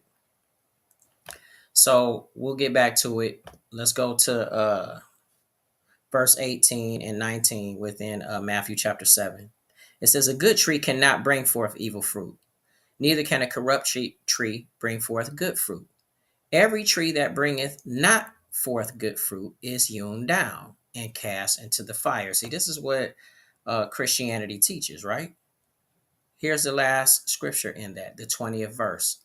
Wherefore by their fruits ye shall know them. In other words, and this is the thing that kind of vexed me at first, because I'm like, we not moving crazy. You should be able to see and understand who we are, even before we actually had like real conversations. You knew us and you saw us. You saw our temperament, how we dealt with other people. You could relatively feel our energy and know like what type of tree we are, how we really moving, and what it is that we doing. Know the fruit. If you come on my page, you're going to clearly see Right. that I am a shaman and a spiritual healer, and that I help guide people through their journeys. You're going to see that, right? You're going to see that fruit that I bear. If you go to her page, their page, you're going to see that they're pastors. Mm-hmm. You're going to see the fruit. That's what you're going to see. Mm-hmm. There is a difference. Don't let nobody fool you. I can jump. Then they said I can jump from a pastor to a shaman. I'm just that bold. Oh, okay. You don't know this medicine. Well, here's the thing. You don't know this medicine. This medicine will get your ass strizzy straight. Mm-hmm. Strizzy straight. Well, here's the thing, though, because you talking about it, so I'm just going to jump to it, because there are examples already biblically of people who have actually effed around and found out. Mm-hmm. Okay, so now here it is. I know y'all probably heard this saying, if you really in and from the church or whatever, and came out of the church, or you know what I'm saying, you have some real church experience. There's a scripture that says, Jesus I know and Paul I know, but who are ye? Who are you, though? What am I talking about? I'm talking about a situation where there are 7 brothers, and it says it here in Acts chapter 19, verses 14 through 16. Here's verse 14. And there were 7 sons of Sceva, a Jew, and a chief of the priests. Wait, Paul, Skeezer. I wonder if that where Skeezer came from. Yo, Skeezer. Y'all remember He that? tired.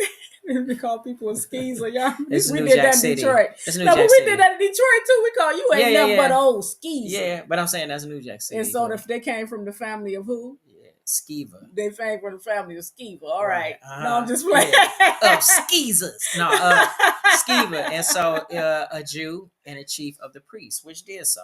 Now, I'll give you the backstory after this, though. This man on the 15 side verse. that keep looking at the Bible and Yeah. looking up at the screen, I keep looking at him like he keep doing the same thing over and over again. Yeah, I have it repeating. I love you so much. So verse 15, it says, and the evil spirit answered and said, Jesus I know, and Paul I know, but who are ye? Now watch this.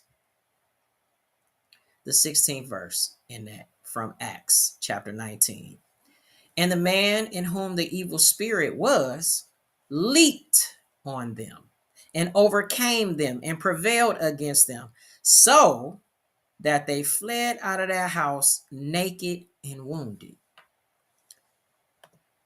So in essence, we got a situation where somebody has some dark entities and some activity going on inside of them. Here's the thing, in the spirit realm, I don't think people really understand this. This is just based off of all of our decisions. It ends up pushing us either to within a gradation of the light. And so based off of our decisions, if people are making decisions that's pushing them more towards the dark spectrum of light, then guess what? The angels that are on the light side know, and the demons in the dark side know who you are and what's going on. And I'm gonna tell you, let me keep it all the way 100 with you. Mm-hmm. When an entity shows up, as much work as I've done in the spiritual realm, mm-hmm. right? Mm-hmm. When those ancient motherfucking entities, and some of them show up as the shaman right then and there, you don't even know how to expel them. Mm-hmm. Mm-hmm. You can't. You know why? Because you gotta sit with it. You gotta sit with that energy and that entity. Mm-hmm. Now you gotta communicate and really study and see what this is. Because guess what? We done tapped into saw some ancient entities on people. Mm-hmm. Mm-hmm. And they be looking at us like F y'all. Oh man. And we looking at them like F you. Mm-hmm. I did not say earlier. Trust me. Mm-hmm. Sitting down and literally having conversations with dark entities, dark energies, and demons. Like, why are you here? How old are you? Like, what is your purpose? And some don't say shit. Some don't say shit. They just be like, yeah, mean mugging. Yeah. Yeah. Some don't say nothing mean mugging. I'll be like, okay. And I know you have to give it time. You know how many times I done went to the portal and had a conversation in the spirit realm and said, what the F did I get myself into? I'm keeping it 100. Yeah. What the F did I get myself into? Why am I even doing this? Yeah. Why am I even doing this? But that's no, go ahead, baby. Go ahead. Why am I even doing this? But ultimately, the answer always comes. You know why? Because it comes in tarrying. Did I say that word right? Yeah. Okay. Because I be talking so fast. That's okay. I ain't even gonna say it again. It comes in. You know what I when said. you tarry. Yeah, it comes in when you tarry, right? Yeah, but no, I was gonna say that's why it's so important for you to actually know the people that's around you too.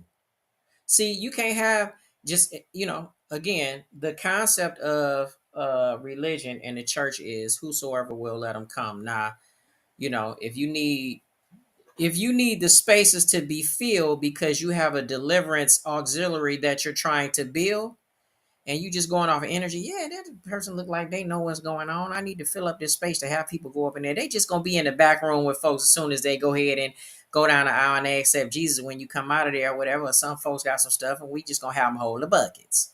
People putting people in positions. Listen, and don't even know what their shadows look like. Right. So watch this.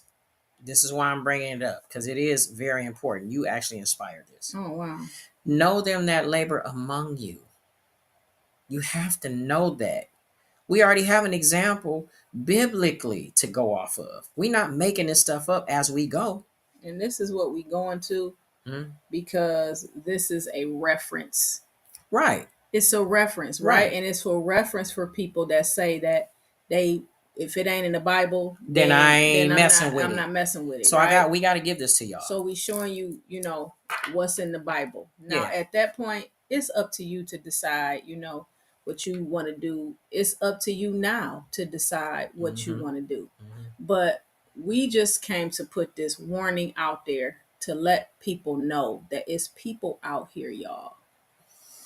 And they putting on for the camera and they trying to be something that they not. I'm not saying that the person can't become. Right. Not once did I say that. Right? That was the error though that was made, if I can be honest. What was it? Is that, and I've moved in this a lot. Being in a space where we are able to see, it's you have to be strategic when you move it in this space. You have to know what to whisper in people's ear, right, when they in the spiritual realm, and right? share Because that's things. how shit shows up. So right? Yeah. Oh, it look like you sound like you getting ready to go in. No. Okay. So here it is. Know them that labor among you. In 1 Thessalonians, y'all probably read it, but still, here it is. Chapter 5, verses 12 through 13. And we beseech you, brethren, to know them which labor among you. Beseech sounds like a serious word, right? Like we stressing, we begging y'all. Please, brothers, know these folks that's working around you and are over you in the Lord, right? Watch this. And those people that just simply have more experience, right, more knowledge, not over you like that. Not over you as a Lord, right? Over you in the Lord is what it says. And admonish you to esteem them very highly. Watch this. In love, this is where people mess it up. For their works' sake. So in essence, we got to go back to the example of the tree and the fruit. If the tree is bearing fruit, that it produces success, it produces good outcomes, it produces good advice, it produces wisdom that's going to actually help you flourish, then you should actually show love to that person because of how they're moving and be at peace among yourselves. In other words, stop with all the shenanigans running around with all of the BS and the minutia Acting of like stuff snakes and that don't vipers. matter. Snakes and vipers. But it seems like, and I'm speaking this from experience, we are saying this from experience because we was in the church deep too. And people do what they taught. That's all. People do what they taught. Yeah, but it's time out for that because people are trying to hold on to positions in the church, and then they feel intimidated with somebody else. They recognize, oh my gosh, this person has a gift. I'm going to give them all out hell because this is my spot, and they had to go through whatever hell they had to go through in order to obtain it, that spot. Like on this side, the shamanistic side, it ain't about that. And when we see it, then it's, guess what? Along with other things, it's time to have a seat. It's time to go ahead and really get rid of ego, do some more internal work because we all held to this standard. We can't be bleeding on the people. Do you understand what I'm saying? And so from that, it's let's just love on each other and stay focused on the task at hand, which is helping guide and lead people and making that as a safe and enjoyable, comfortable experience as possible. Okay? So that's where I'm at with it. I mean, I can go on and on and on with some other stuff. With Trust this, me. you're not supposed to desire it. Mm-hmm. You're not supposed to desire it. Point blank, period. Mm-hmm. We got a few comments. We're gonna get to these comments, and then we're gonna get up off here because we still have stuff that we can share. But you're right, we're not gonna be on here all night. So this took a lot of energy for me. I'm just keeping it 100 for me to even get on here and talk about this BS because that's what it is. BS. I shouldn't even have to go on here and talk about it. I'm going to these comments because my gosh, it is the truth. So Yolanda said, "Yo, so how you gonna lead someone into something you yourself is afraid of?" That's all I'm saying. Because the motivation is money. Easy. Angelique said, "Scared straight, right?" That's crazy. I know it is kind of laughable and it's serious all at the same time, right? But then here it is, Yolanda says, yeah, we sure did say skeezer. We did. We said skeezer. That was funny. You know what I'm saying? But old skeezer. Right. As you said, those demons tire their ass out the frame, huh? Will tear their ass out. Tear their ass out the frame? Yeah.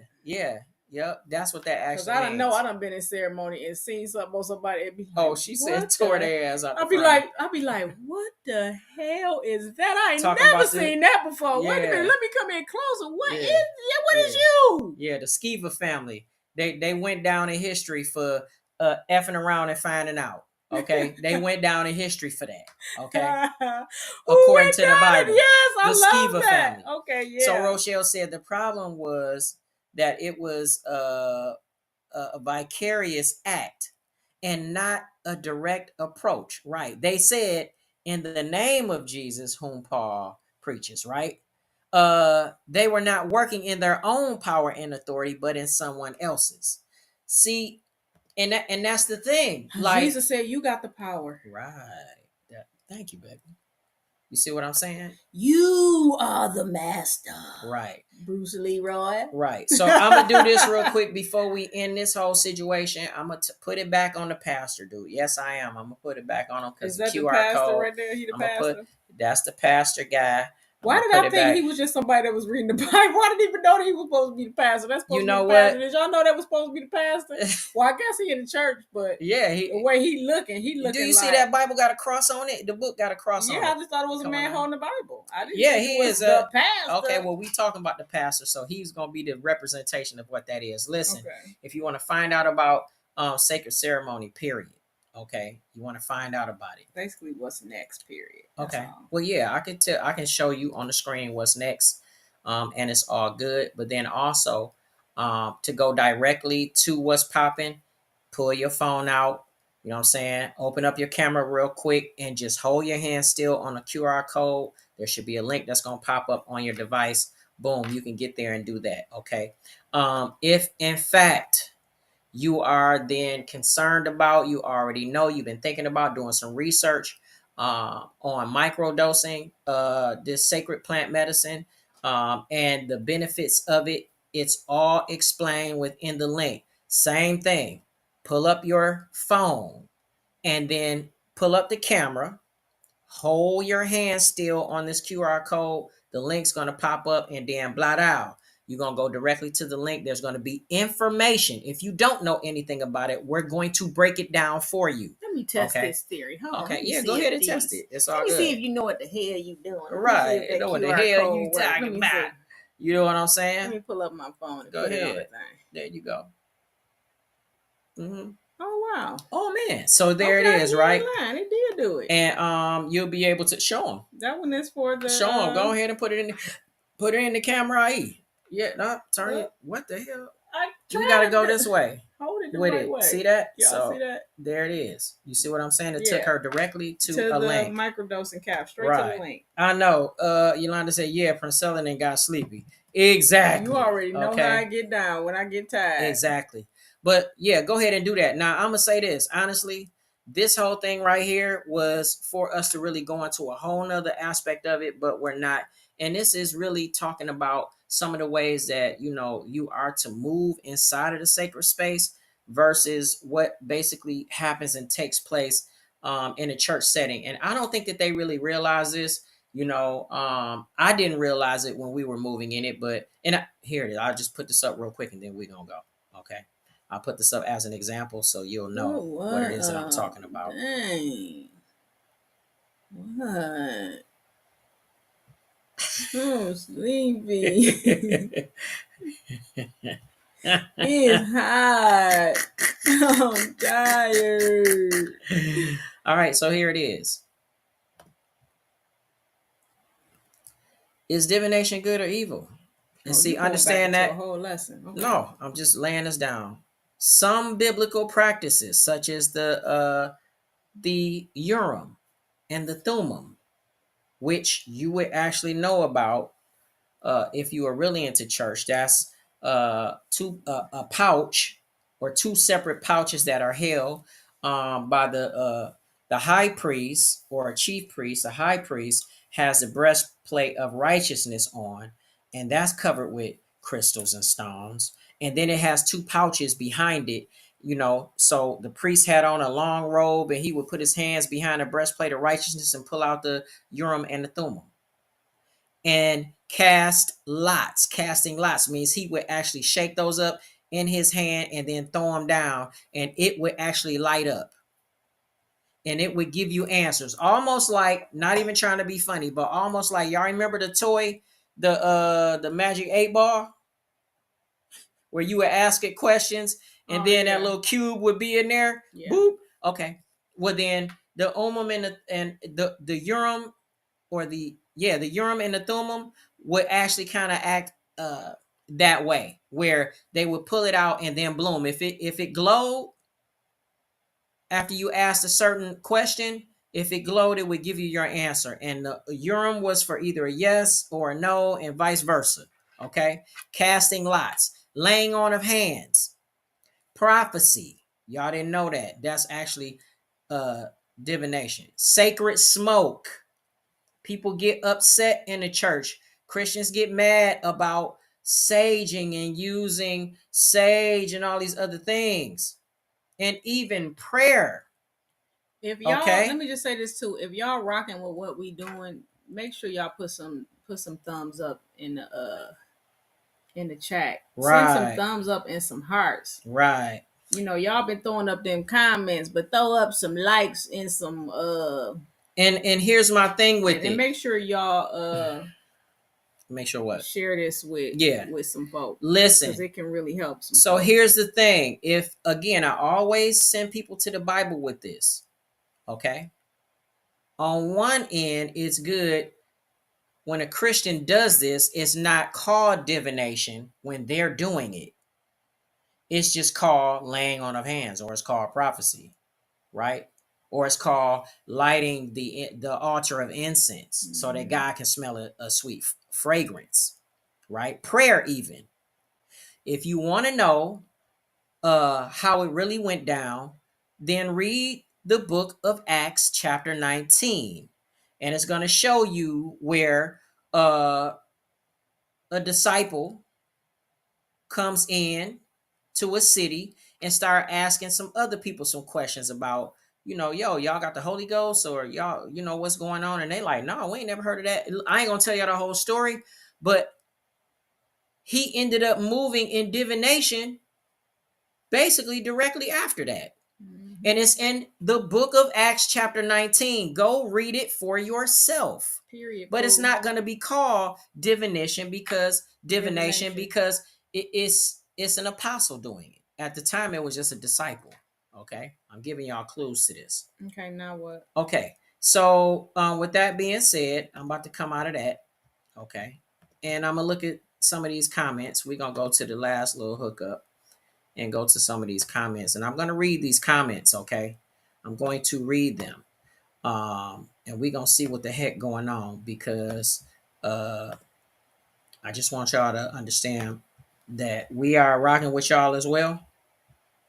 It's all good. Here's Rochelle. I love Rochelle because she just be in her thing. She said a fun fact. Skiva means sorcerer's apprentice. Sorcerer's apprentice, right? An implement, a tool or utensil. A fixed state of mind that prevails in the physical consciousness. It was the total opposite in their case. It was the total opposite. Wow. Okay. And yeah. I can go, actually, if you stay on YouTube and you actually go through her channel, then you'll find out that we teach on this subject. Okay.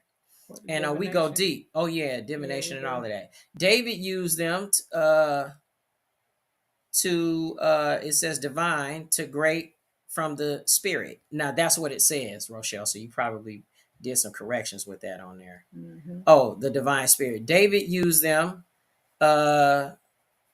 oh yeah, to divine in the spirit. Okay. So that's what she was saying. Yolanda said, those pictures of those feathers are so pretty. It almost looks real. Oh, Thank you. This Behind is, us. guess what? You should see them in sacred ceremony. Oh my Because I'm gonna gosh. tell you, like, this space that we're in is the room, the private room that I bring people to help walk them through journeys when they're here at Gaia's Oasis. And when I tell you these wings come to life, Angelique said she remember oh us my teaching on that God. before. Oh Yeah, the yeah. sacred smoke and all of that. And Yolanda says she did too. That's where that came from. I was like, me too. Okay. Yeah. That's All just, right, I'm getting a little y'all. tired We too. appreciate y'all. Yeah. And you know, we thank y'all for coming in. You know, I was gonna delete it on Facebook and just leave it up on YouTube, but I'm gonna leave it up on Facebook. Facebook, it already got 85 views, so I'm just gonna go ahead and leave that up. Okay, so it is Facebook, what it is, and I'm gonna leave it up on YouTube, but Instagram is shut down. So. And here's the funny thing, because it's like, are you gonna get upset and trip? Are we gonna get a phone call and get checked? No, because the positioning is, at the end of the day, we've been here. Nothing changed with us, except the fact that all this other information is coming around that came back to us about how, we know what I'm might saying? get a call. I'm not saying what I'm saying is, they might try to call and check us. what I'm saying, I'm not saying that we won't get a phone call. Oh. Because initially, like I said, I would have loved to have just went there, but then it was, oh yeah, you know what? They never really wanted to go there anyway. Delete it. Hopefully they'll see it. Look, yeah, you know what? To keep it 100 with you, they blocked from me. Right. So they can't see nothing from me. If they see it, it's because somebody will show it to them, or name blocked from YouTube, or they'll see it on YouTube. Right. But other than that, good. It is what it is, because I know, that you're not doing this authentically and genuinely. You're doing it because you learned from somebody that during COVID, y'all know during COVID, they were supposed to shut the churches down. But you learn from somebody that said, no, y'all gonna come to the church during the COVID shutdown, but you're gonna sit in your car in the parking lot and watch the service on your phone, and we're gonna bring the collection plate out to your car. Period. I'm just gonna end it like that. Wow. So, while you around here talking about, you supposed to be, I can be a multi-million dollar pastor too. I want to be a multi-million dollar, but just some of the stuff you just say out of your mouth from the heart, right? The Hmm. abundance of the heart, the mouth speaks. Hmm. Period. What's in your heart, that's what you're gonna speak. And you Hmm. putting it out there. So some people are gonna attach to it and want to go on the journey with you. And guess what? It'll be their time to F around and find Experiencing, out. yeah, So it just yeah, is what it is. People yeah, have a free will. I just for feel like sure. it was, you know, a part of my duty to put this out there.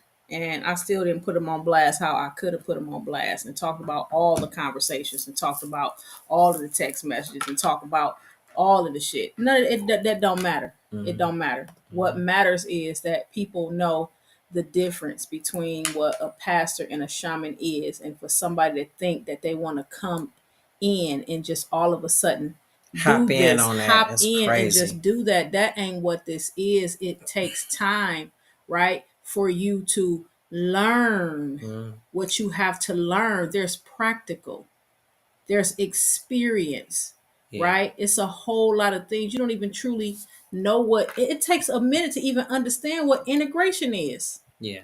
I think too they would be upset if somebody had tried to step into their situation like that. How they moving right now. They'll be looking at somebody else like that's crazy. You just gonna try to start a church and do all of this, and you had one class in catechism. Like, no. So, with that being said, we want to thank you guys. We truly do appreciate you. Um, we know that it is late where you are, especially if you want to, what I'm saying, Midwest, East Yeah, it's Coast. like 11:40. Thank Yeah, y'all for it's coming and eight. spending It's y'all it's time eight with forty us. here, so that means it's 11:40 there. Guess what? What I'm saying, we love y'all. We gonna continue to teach. We gonna continue to move how we move. Ain't nothing, what I'm saying, ain't nothing gonna change about that. This is who we are. It is what it is. And so, wow, Angelique said, yo, when I decide to take that journey, it'll be with y'all, period. That's what's up.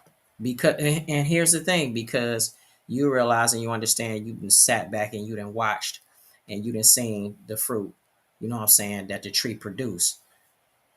We ain't beating nobody over the head with you got to deal with us and you got or we ain't actually did what most companies do. Most major brands tear each other down in order to get, the other company's customers. That's not how we move. I can't stand that. You know what I'm saying? Just stand on what it is that you actually manufacture. The way that you move in, whatever it is that you're moving in, speak on those things and highlight those things and share how that can help people. It shouldn't even be about tearing nobody else down. But when at the same time you see somebody that's getting ready to try to move in what it is that you're doing, and you know that this has everything to be connected to their souls, I had to say, hold up, nah, we hold up. can't You even can let do that what you go. want to do in your life, and you Right, can still do it, right. even though we did do the live. Because I know the person, they probably still gonna do it. Yeah, But if they do, they that's true. chose. They have chosen, Hmm. right, Hmm. their path. Yeah. And so, uh, like Rochelle said, Hmm. Pandora's box. Yeah. It is what it is. Yeah. If that's the road you choose, then that's the road you take. Hmm. Then that's the door you walk through. Yeah. It is what it is. Well, So she said much appreciated. This was very necessary. I hope that they have a stronger conviction for the work and align themselves on the right frequency. me Me too. as well. We feel that way too. But I'm saying, like, there it is. People see free will, and you're absolutely correct, right? Hmm. Okay, y'all. So look, we love y'all. Thank you for being so patient with some of the technical difficulties. Very light at the beginning, Yeah. but we got it done, and you'll be able to see it on what again? YouTube and Facebook. There it is. All right, then, y'all. Peace out. All We right. love y'all. Peace, y'all. Peace. Ashe, Ashe, aho. aho.